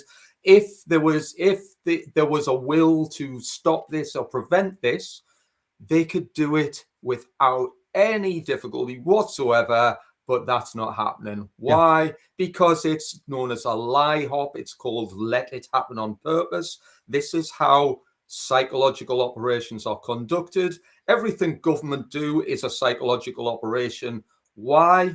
Because it's psychologically affecting every individual in the country. And not for our good. Yeah, not for our good, for their good. Some of the things you could say are mutually beneficial, you could say. So certain things, without a shadow of a doubt, that's known as the ostensible premise. They will do certain things that appeal to us, that are beneficial to us, just like a slave master will occasionally reward his slaves with the ability to go to the local dance on a Friday night, or have a drink of milk or whatever other luxury item that was favor of the day. They're doing the same things with certain policies so they can win our hearts and minds. It's a warfare operation. It's cognitive warfare. What else are they doing? That they are deliberately installing the ability to obtain what's known as a polarizing dialectic, i.e., let's just say you've got one side over here, let's say football team A and football team B. You can guarantee, because they're all wearing different colors from different parts of the country, there's going to be a little bit of a tear. They're going to be at loggerheads with each other, just like the immigrants and the natives. They're all going to, difference of opinion, they're going to be fighting like cat and dog. Polarizing dialectic. Which third party interloper then steps in to abstract the order from the ensuing chaos that they created? Well, it stands to reason the people who are going to get financially rich from it, which is the government, which is not you and I, they're acting in their own self-interests. And apply that to almost any political situation at all, and you've got the same conclusion. That's right. I think we've all got the... Yeah. The other thing I think that comes into that as well is that with the arms spears that came into play in 2020, the population obviously will be disappearing off, and I get a feeling they're bringing these Muppets across in boats to make people think that to keep the numbers up, as it were, because it'd start looking pretty bloody obvious when there's hardly anybody about because they've all popped off because of said arms spears. And I still wonder if that's one of the reasons why they're bringing these people across, amongst many other reasons. It could be. You've got a good point there, because I've actually noticed, I don't know because it's the holiday period, but the roads are a bit empty now, and there's sort of less people around. But I think that a lot of these, as I say, problems are deliberate. I mean, I believe that everybody should be where they want to be, and you would find that there's second and third West Indian people who feel more English, and I say English, than anything else. And they, I mean, I knew a West Indian chap who was third generation, and he was one of the most patriotic people you'd ever wish to meet. And he was really angry that in Cornwall and in Devon, they were doing away with a lot of their old traditions, like the obios and things like that. And he wanted to keep it on, and that type of thing. And when you think about it, who invented this racism? Because folk, as Danny Kaye once said, people to people are generally very nice to each other. It's when they get in groups that's the problem. And I actually think it's the government that invented this racism and things like that. They put these thoughts into people's minds. Yeah. They definitely add to it by their deliberate strategies, because the immigration, for example, the boat people, this is all deliberate. Anybody can see that. It doesn't take a rocket scientist to work that out. But Blu-ray is asking, and that's a great point, because he's saying, in terms of morality, how do we deal with the immigrants coming over on boats? And I mean, the answer to that is, well, is coming across on a boat harming other? Is the act, so the specific act of coming across on a boat from one patch of dirt to another patch of dirt, is that intentionally causing harm to another living individual? I would conjecture that's not causing any harm, unless they deliberately push somebody off the boat or kill somebody to obtain the boat and this, that, and the other. But the act of coming across on a boat, so the act of immigration, is not immoral. When a group of people get to a destination and suddenly start doing things to children, to women, to the to property, and stealing goods or anything else, well, that is immoral. But that's not a problem with immigration. That's a slightly different problem created by, you could say this is the intentional plan of the let it happen on purpose operation, to allow people with a certain disposition to come to an environment where that mindset is not generally tolerated, and rightfully so. And you can see that the carnage will result when this paradigm, this clash of paradigms, is created artificially. If there was no government, another thing to add on that, if there's no government, there's no system to support mass immigration. So what's in it for a bunch of people from a third world country to come to to Britain, where they will struggle to get jobs and all the rest of it? Well, there's not, or less opportunity. There's no social security network. So what's the incentive? Well, there's none. Then you'll find, just like Eric said, the immigration problem resolves itself through the natural order. Well, that's it. And also what's happening is what happened in Cuba. Now, America said, any Cuban wants to leave Cuba will be most welcome in America.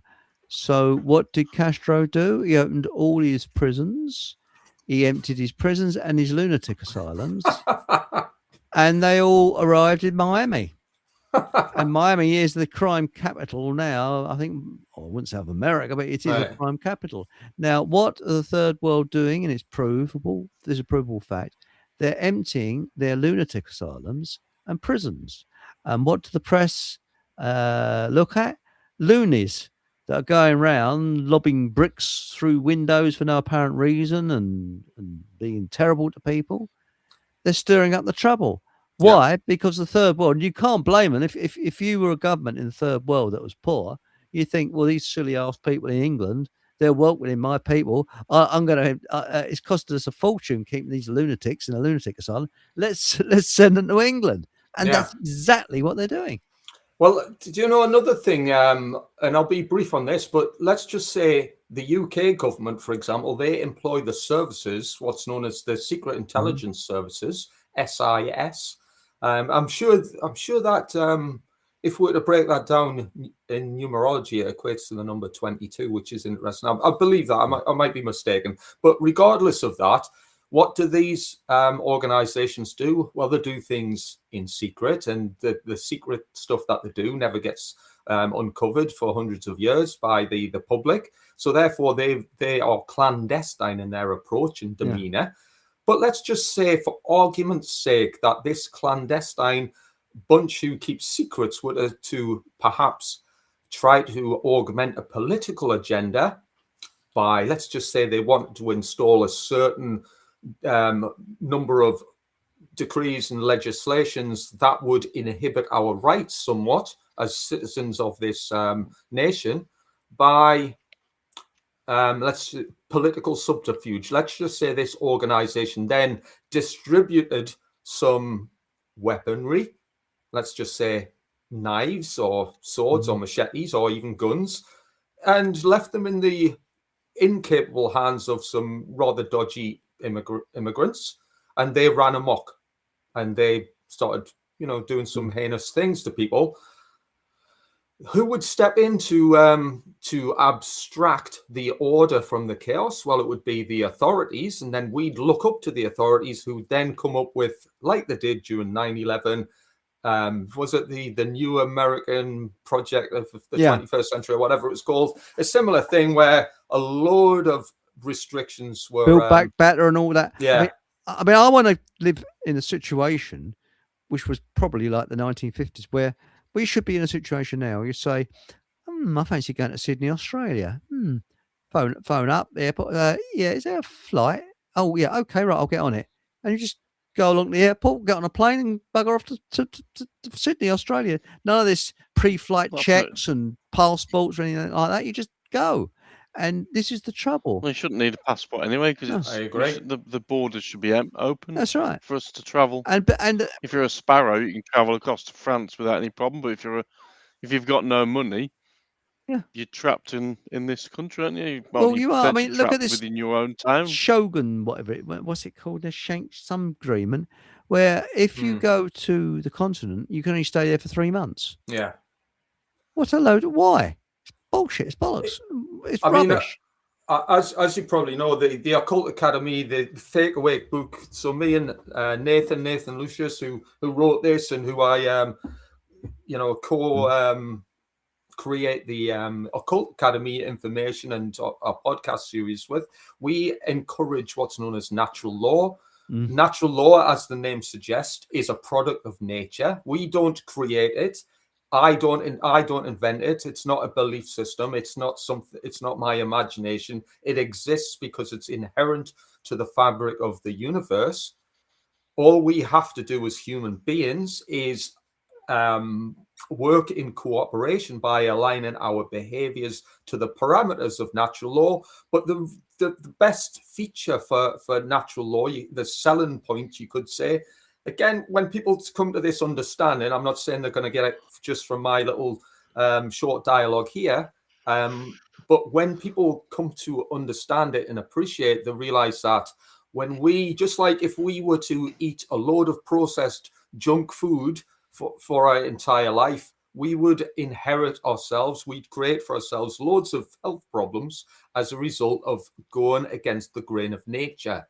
Natural foods, however, natural medicines, natural remedies, natural, things will help us work in partnership with nature, and our health will benefit as a result. Equally, when it comes to the behaviors that we exhibit, if we go against the grain of nature because we have participated in the illegitimate and inauthentic laws and decrees written by other men who wish to become gods on earth, we find ourselves running into problems. So passports is one example of that. This passports shouldn't exist. Why? Because nobody owns the borders. Nobody owns the land. It's a product of nature. We should be capable of going wherever we want at any time and place, you know, as long as nobody's harmed by that equation. However, we've got a strict series of legislation that prohibits us and restricts our freedom of movement. These freedoms of movement are a gift of nature, but other people have claimed authority of it. And as you can see, when we go against the grain of nature, we give ourselves problems. And that's what natural law is. It's about eradicating the problems by participating in the will of the creator. Yeah, well, you're right. Matilda Warren says, the huge fire in Dunwich would have been put out quicker years ago due to the old trucks being higher chassis and could trouble over heathland, etc. New trucks are lower and had to attend from the lanes. That's correct. Yes, that's right. And Aunt Sally... sorry, you're going to say, mate? So I was going to say, that thing with the passport, of course, is all linked to the birth certificate. It's not... That's right. Your passport isn't yours, it's your straw man's. Yeah. Which is why it's in capital letters, and it'll say on it British citizen, and that means British slave, because the word citizen means slave. And there's P, isn't there, which means pauper. And, do you know that on your passport? Yeah, pauper. I didn't know that. And it's all in capitals. It'll have your Mr., Miss, or Mrs. on there. That's not you. Yeah. That's what. I mean, that's the same with things like your council tax and stuff, and that's the same thing. If people, you get your straw man. To cut in on that whole straw man, the legal fiction, the complete fraud of the Sesquiv Act 1666. If we believe in the concept of government authority, we believe that their decrees of creating us into absolute, dependent serfdom is legitimate and morally correct. That's what we must believe in our core being if we believe in the concept of government authority. We've got to believe that the straw man is morally legitimate, and it's and that we advocate for our own children and our children's children to be part of that, chattel slavery. Yeah. We've got to be diseased in the head to believe any of this junk. I agree. And also, but there are things, like as G. Edward Griffin said, it's a good idea to stop at red lights. Yeah, it's a good idea.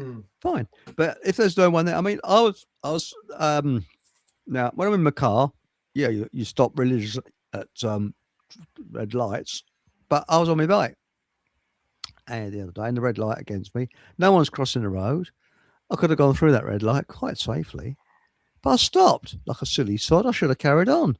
Most cyclists would have done, but I cycle as if I'm in my car. So I cycle like a driver. But Aunt Sally said, I had a friend who had a furniture making factory in the East End in the 1980s. The council charged him thousands for health and safety checks every 6 months. He moved his business to another country. And that's a good point, because simply because a lot of these artificial decrees invented by man is so somebody monetizes. They monetize our misery at the end of the day. Well, that's right. Sam says privatization of every square meter of the territory, then owners of properties would defend their property if it's their choice against invaders or trespassers with weapons or private companies. Now, before the Roman invasion in this country, you could go along to a piece of land, and if nobody owned it, you can use it. There's no problems or anything like that. Oh yes, here it is. Horrendous Get Fuck says 5,000, I think it is. Yes, 5,000 to remove a piece of asbestos 1 meter square, 3 meters thick. Eat it for that. Yes. Yeah, that's right. They do charge the earth, because I worked on a project where there was asbestos, which had to be removed. Bloody Nora. They certainly made money out of it. Yeah. Pink Planet said our head health and safety lady at Enfield Council said until she trained in health and safety, she didn't know was unsafe to put a knife in toaster when toaster on. Really. Practice as well, she would have put the knife in the toaster and done us all a world of good. But the point is, though, you see, that's common sense, isn't it? So, and a possible way of learning. So you put the knife in the toaster. I'm not condoning this. I'm saying should somebody be stupid enough to do that, you'd learn from it, though, wouldn't you? Because you put It's that right. in once, and you think, well, I won't do that again. Well, Pink. You don't need health and safety. Unless Look at that with the you're kettles. really, really thick. But remember that with the kettles, we're all adults. We're all responsible people. We had our own limited companies. We worked for ourselves. But the health and safety man says we weren't capable of using a kettle. So we had to use this bleeding great. Sorry, right, that. Yeah. We had to use this bleeding great thing that's, what do they call it? A heater thing, which gave us all bleeding gut rot. But the other one, it was Pink Planet went on to say, when pregnant with my son, I had back labour, excruciating. And that's when he was in the maternity ward. They would not let me have a hot water bottle in case I burnt myself, but let me get in shower on my own, so I could put warm water on my back. The idiots. So that's the nanny state. This is what I mean. I don't disagree with concepts of health and safety. What I do disagree with is when it becomes mandatory and enforceable by acts of government force. If you enforce a policy of whatever making upon somebody, then you have to apply force in order to apply it. So you can, if you encourage somebody and say, "Oh, we've got a list of rules here. If it's for your own safety, for example, it would it could be a good idea to follow these instructions for your own safety." I've got no hardship with that whatsoever. Same here. I agree with it. It's when it becomes monetized or enforced, and there will be consequences, which is effectively the conduction of harm upon other individuals by enforcing these points. That's when I disagree with this, because it's not a voluntary concept. You're not entering into a contract with let's just say an employer and an employee. That's not a voluntary thing. This is enforceable by law, and you'll be fined, punished, imprisoned, or whatever else. Rinsed through the courts if you don't obey this enforcement. Face criminal prosecution. This is where we need to draw the line on that. If you've got voluntary arrangements, it's different to having enforceable government legislation. Well, you're right. I mean, Mark Andrews said, in the name of health and safety, most new vehicles, I've noticed this, have daytime running headlights where there's no need for them. People driving around in blazing sunshine with these LED lights on is madness. And that started in Sweden because they have a lot of roads that go into tunnels. Well, this is not Sweden. Yeah. It's just one small country, little tiny, well, it's not that small, but it's a country that needs vehicle lights on all day, maybe because they got these tunnels. But again, we don't have that in this country. That with, obviously, I know motorcycles, they're supposed to have lights on. That's for obvious reasons, because people can't see them. But I've never understood why trucks and buses need to have headlights on in the middle of the day. You think, well, if somebody can't see a 12-foot bus or a 12-foot truck, I think maybe the person that's in the car who can't see it maybe they shouldn't be behind the wheel in the first place. Because I mean, you can't look at it and think, well, what's this coming towards me now? I can't see what it. Oh, it's got the headlights on. It's a bus. That's okay. You know what I mean? It's just it is bonkers. I mean, stupidity. Well, Exo said you can't run a society overloaded with people that have not just zero but below zero desire to integrate. And Aunt Sally said, people coming over on boats and by legal means are inadvertently causing the collapse of our infrastructure and acute housing shortages. Also, the concreting of our green spaces. You're right there, because again, it's to do with money, because most of the people wouldn't be here if they weren't lured by money, and if their own countries, they could build their own countries up, and it was the place to be. They wouldn't be here. Yeah, I agree with that, but I think it's important to realise, and I'm pretty sure she means this in how she's composed that. Yeah. The people coming over are inadvertently causing the collapse. Oh, hang on. Or deliberately cause the collapse. Sorry, mate. I know. Yeah, that's okay. I've turned it down. Yes. Oh, put it back on if you want. No, carry on, mate. Your voice is more important than me. Oh, well, thank you. Well, yeah. So the government are deliberately causing, or let it happen on purpose, causing the collapse for their own benefits. Similar to, let's just say, 9/11. Somebody caused the collapse of buildings, and who benefited out of that? Well, you're right. And the fact of the matter is, the immigrants and the indigenous, we're both pawns in a chess game. Mm-hmm. And this is what we got to understand. And what they're doing is, amongst those immigrants are people that's been... hang on, let's put this bit on, shall we? Remember, whatever you do, have a bloody good laugh. How eating fresh vegetables... yes, gives you the shits. Sorry. And we say good night to Food for Thought Radio. Good night. Good night. On that note. On that note, yes.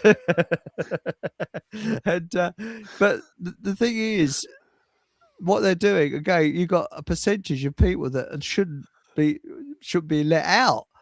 They're lunatics. They've been let out of lunatic asylums. And if you're a gentleman from the press, who are you going to report on? The loonies. Mm-hmm.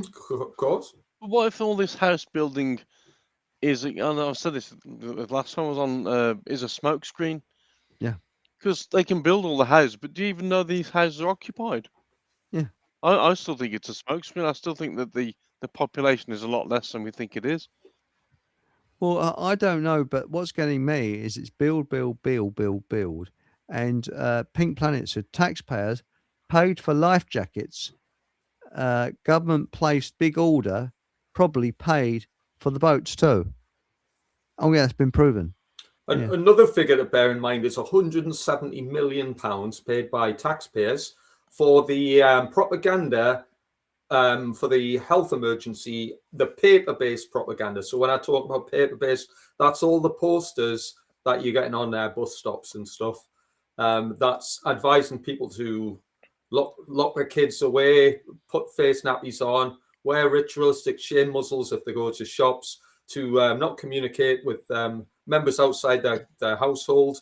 All the psyop material, the satanic ritual abuse that people were suffering with during that pantomime was paid for by taxpayers who all believed in the concept of authority. So well done, everybody. We got exactly what we paid for. We got tyrannized by tyrants and slave masters because we've accepted our position in the master-slave relationship. So, round of applause to every man, woman over the age of 18 with voting potential in the world. Well, there's an interesting one. It's Sean Hamer. I'm not sure I can understand this. The third world is a first world engineered status. The new world, 1492 to 1945, completed. Oh, I get it. I understand the first half. Sort of. The first half is correct. Yeah. Because it's the likes of certain William Gates and so on that have helped produce the third world countries, aren't they? And so they could be experimented on with various vaccines and all the other things they've done to them. Well, Blue Ray has gone on to say, this is why I'm not travelled abroad for 6 years. I can't be doing all that crap at the airport. I mean, let's face it, you have to stand in your stocking feet, clear bag to show that you haven't got anything pointy and nasty. It's bullshit. Total and utter bullshit. You don't need it. Well, you know what I find interesting with that is that you can't walk through if you go into it when you go through the X-ray crap at the airport. You can't take a knife or a pointy item with you, but you can take a biro.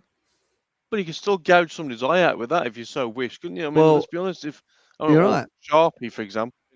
I mean, you've said yourself that they could use that to kill someone. And so, what's you know what I mean? I Well, mean, anything's a potential weapon, isn't it? I followed a girl that was on a motorbike going around Europe, and when she went across the ferry on Calais, the customs people pulled her in and went through her stuff on a motorbike and she had a knife and fork. They took a knife away. So when she got to Calais, she had to buy another bloody knife. Why? Who knows? So she could. So when she bought her dinner, so not the fork, but only the knife. So she had to buy another knife when she went to Calais, because when she went to, she made her own meals and things like that. How is she going to spread any butter and things like that? Well, didn't the people who took the knife off her think to herself, well, what do you use a fork for? Precisely. Stab stuff with? I mean, she could gouge someone's eyes out with them. She said it's bonkers. It's just loopy-loo.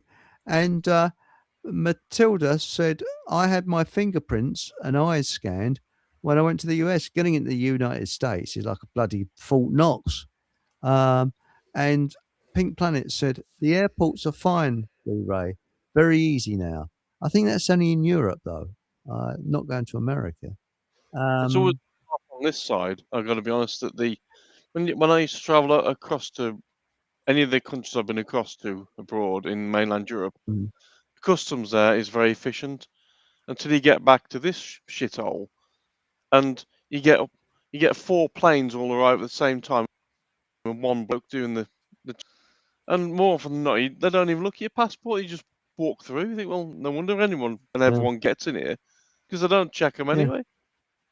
Well, that's it. I mean, it was the same with Greece. When I went to Greece, I just walked straight through the customs, and there's a bloke with his feet up on the desk, fast asleep. But now, that was about 2:00 in the morning, though, because it is. But now, Sean Hamer said, well, very quickly, he said, nature didn't write any laws. Objective natural law is the road to the new Puritans.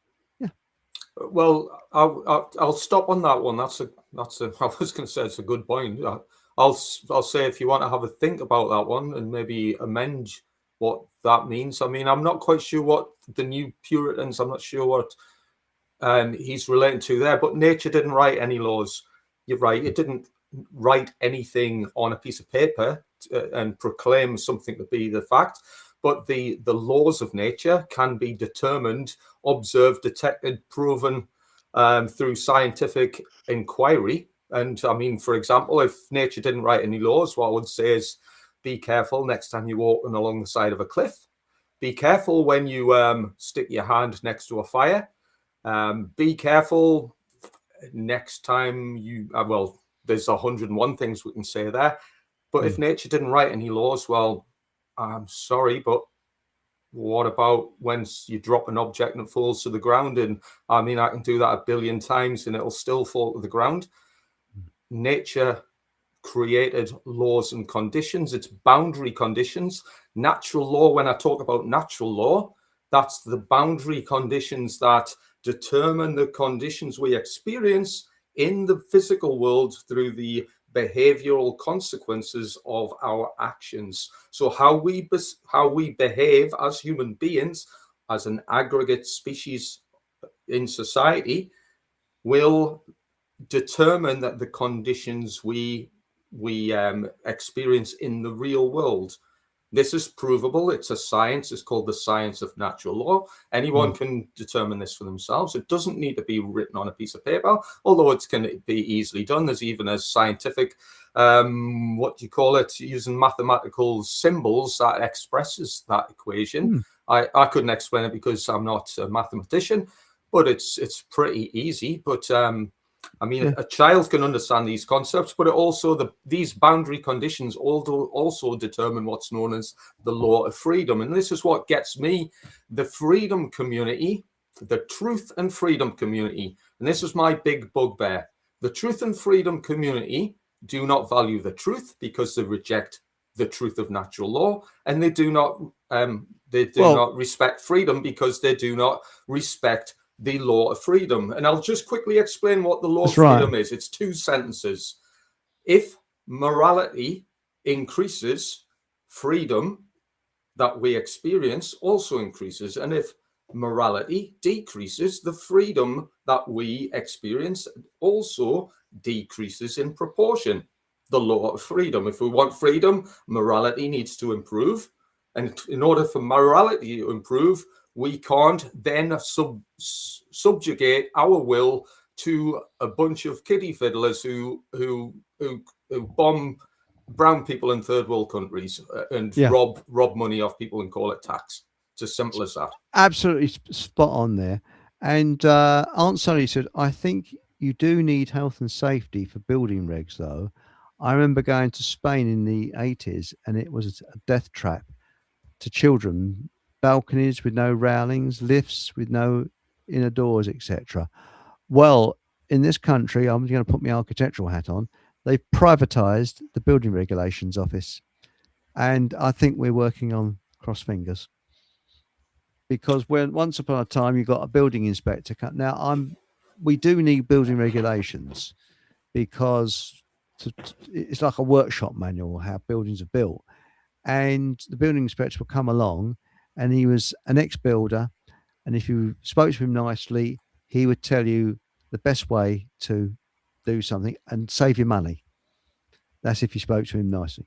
Nowadays, it's privatized, and there's some geezer from a university that's never been on site, and they come along, so passed, failed, and then walk off because he's not practical. So this country is now working on cross fingers, and we're going to get like Spain.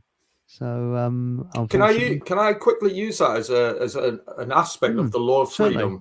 Yeah. So we've talked about building regulations or health and safety regarding building regulations. So imagine if people were capable of self-directed behaviors and realized that if they act immorally, then their freedoms will decline. And if more people in the aggregate, the majority of society, were aware of that tenet, which is applicable to the governance of how nature operates, as I said, the boundary conditions.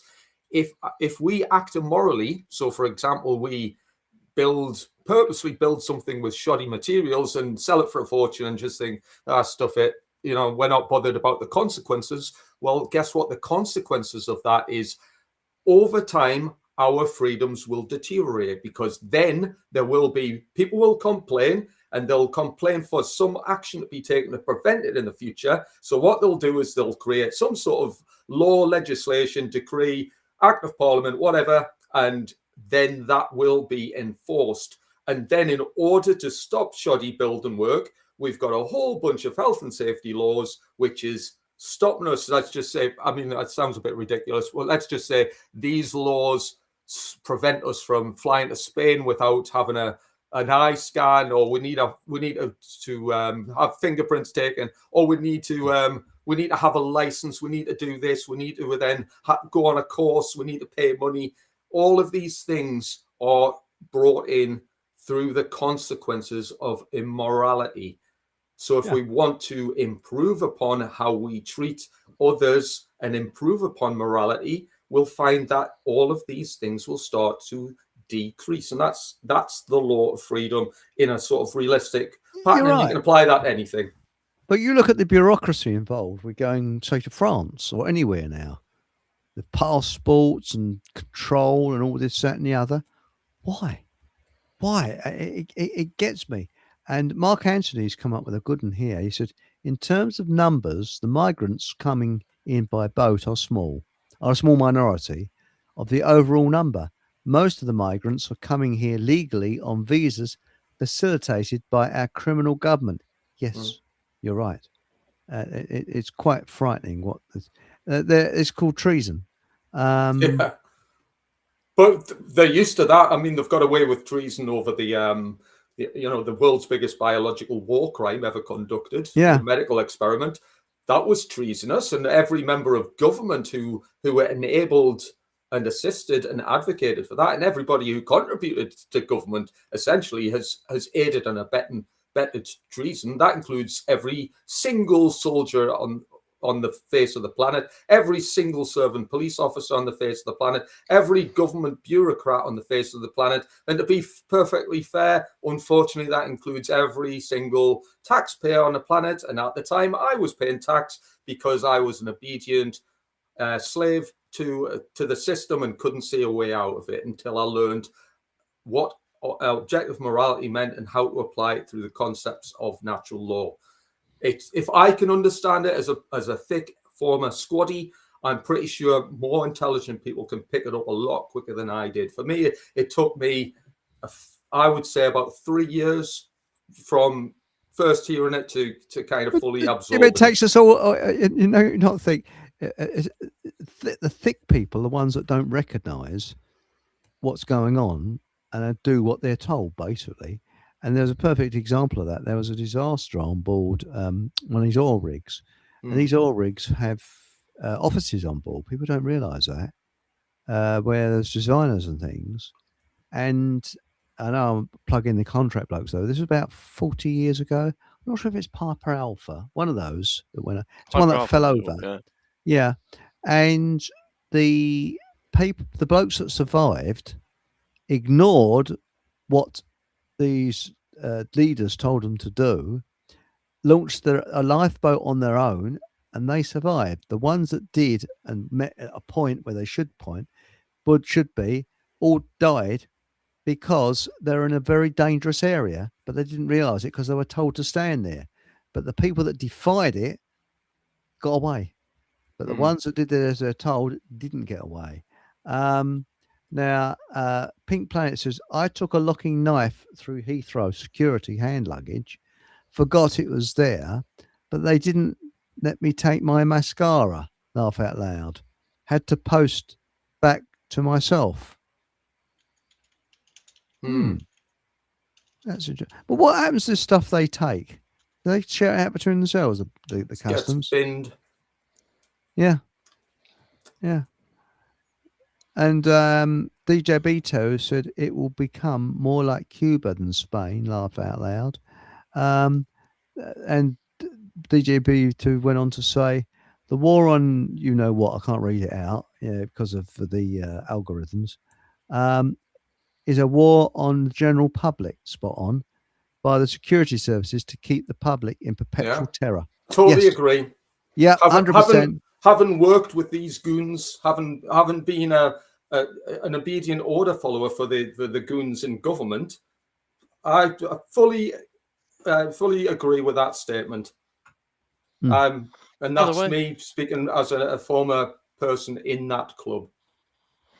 Just going back to your previous thing about the Piper Alpha disaster, that was on the 6th of July in 1988, which is 67, and human sacrifice equals 67. Yeah. None of these are ever accidents. They never are. Yeah. Numerology is one of the doctrines in, you could say, in the occult world, the hidden world.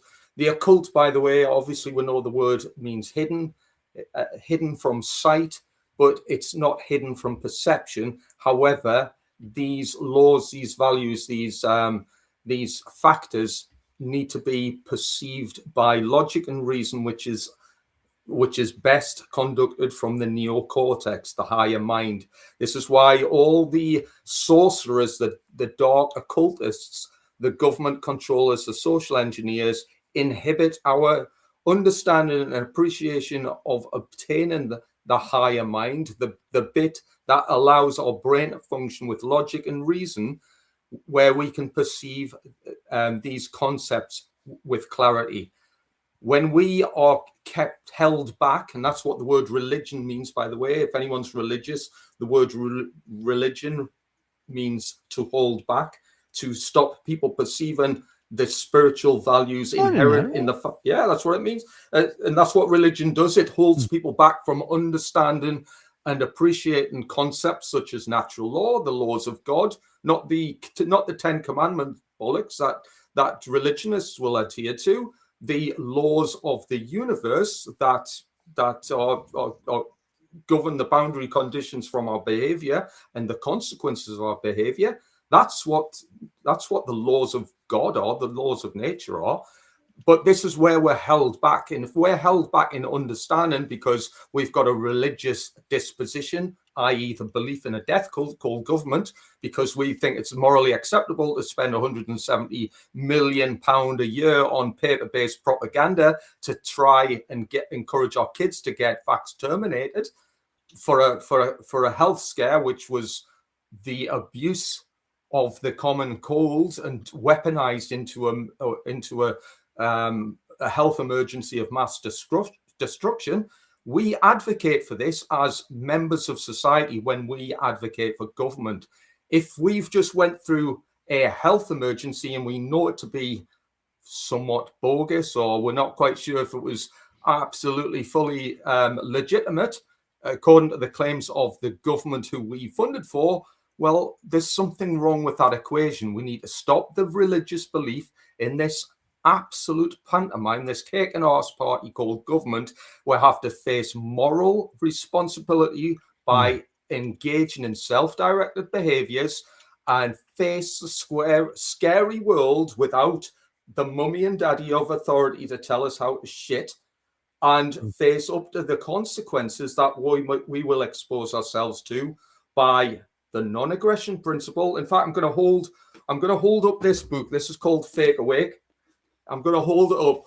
On one hand, this is the first pillar of enlightenment. Right? This hand is known as the pillar of the first pillar of enlightenment, which is the non-aggression principle pillar. And then on this hand, I'm going to use the second arm. This is the second principle of enlightenment, which is known as self-defense. So if I take away the capacity for self-defense, look what happens. The book falls. It's unstable. The book falls. Now I'm going to take away the other pillar, the first pillar, which is non-aggression. The book's fallen. The world is held up on two principles, the pillars of enlightenment. And when we take away that capacity, the world around us falls apart. If we want to face up to our moral spiritual adult responsibility, we have to uphold these two principles in their full capacity. Self-defense and non-aggression. Do no harm, take no shit. A 5-year-old could understand these concepts. And if we can't understand this in the truth and freedom community because we're not interested in the truth and we're not interested in freedom, well, don't be surprised when Fake Awake starts to fall apart and lands on our heads and reminds us of our big mistakes. Well, the truth groups are doing exactly what social engineers want them to do. Let's get more and more depressed, just talking about what's bad and looking for a leader. And before we end, I want to end on a positive note. And my view is that we can do things, a lot we can do, because we not only outnumber them, but in our own little communities and that,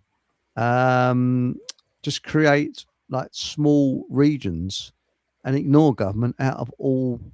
We don't need them. What do we need government for? Just ignore them out of existence. And I think we can do it. I really do. I think we can ignore them out of existence. That's my feeling. I think that's a great point, but I will disagree with this slightly, simply because what will happen is if we disagree, if we just ignore them, well, they'll not just walk away. They will not walk away. Well, how do I best describe this? If we expose ourselves to limitations, these limitations will be exploited upon by the people that we are hoping to ignore. So, for example, if we ignore, let's say we've got a health problem, if we ignore it, well, the health problem will not go away on its own accord.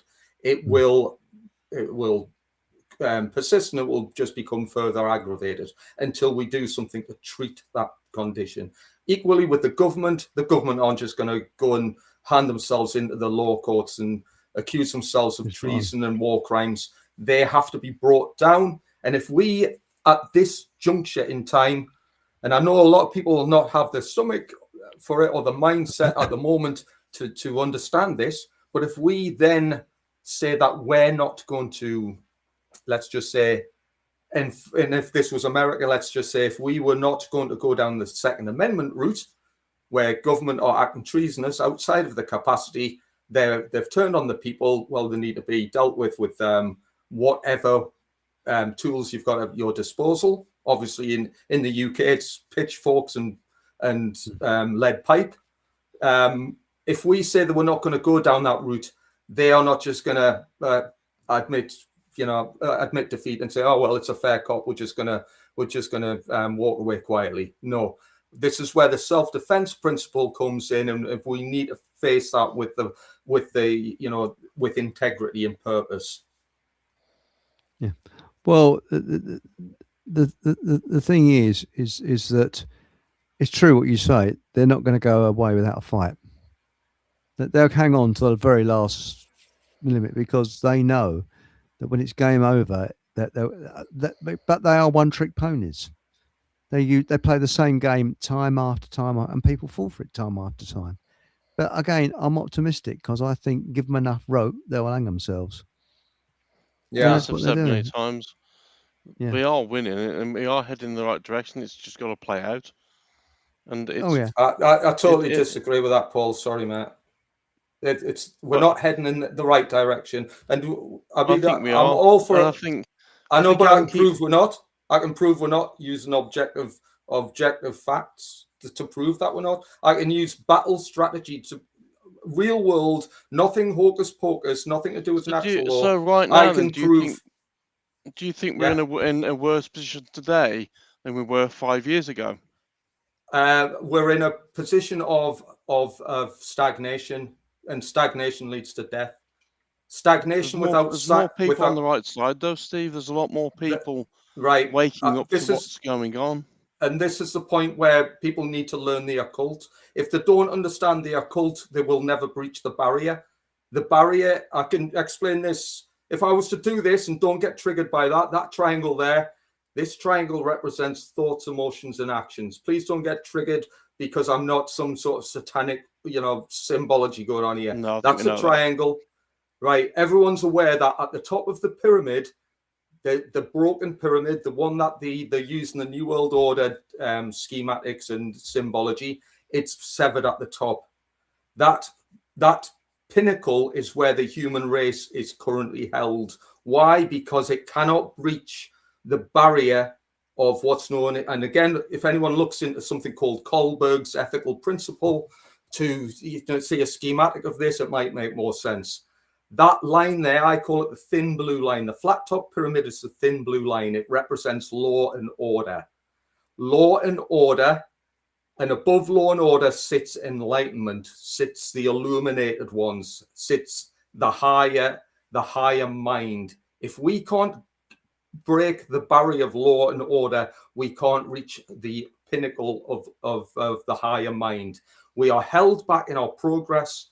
We can't breach the belief in the value of governance and law and order. That means that we will always be subjected to the will of those who sit above law and order, which is the social engineers, the elite psychopaths, the governments, the bloodline families. We will always be at their beck and call. We will always lose. If we can't then take the physical actions to break through law and order by taking moral right action, which involves the self-defense principle, i.e., for example, if a police officer came around and tried to enforce somebody, yourself, for example, or anybody else in the truth movement, to go and inject themselves with an arm spear, but they enforced that through a decree of law, how many people are going to tell the cop to go and do one? And if he follows up with robust actions, how many people are going to defend themselves robustly?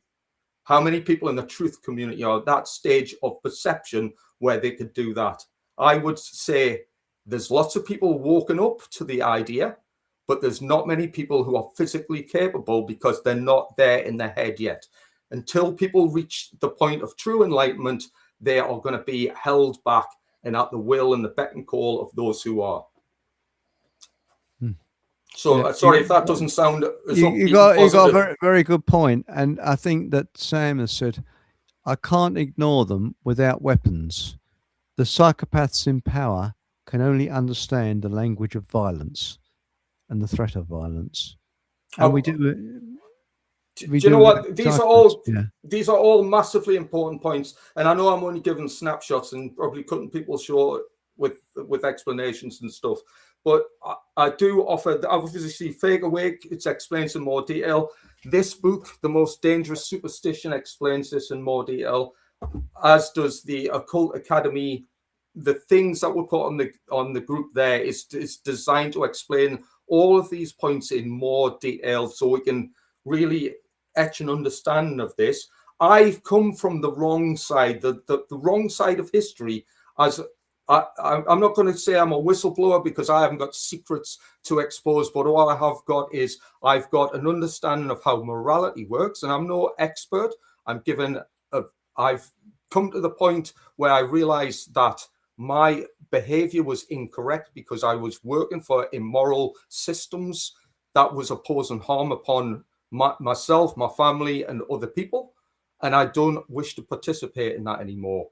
We need to be at that level of mind where we will reject that system completely and step away from it. And that's where I agree with Eric about not, ignoring government.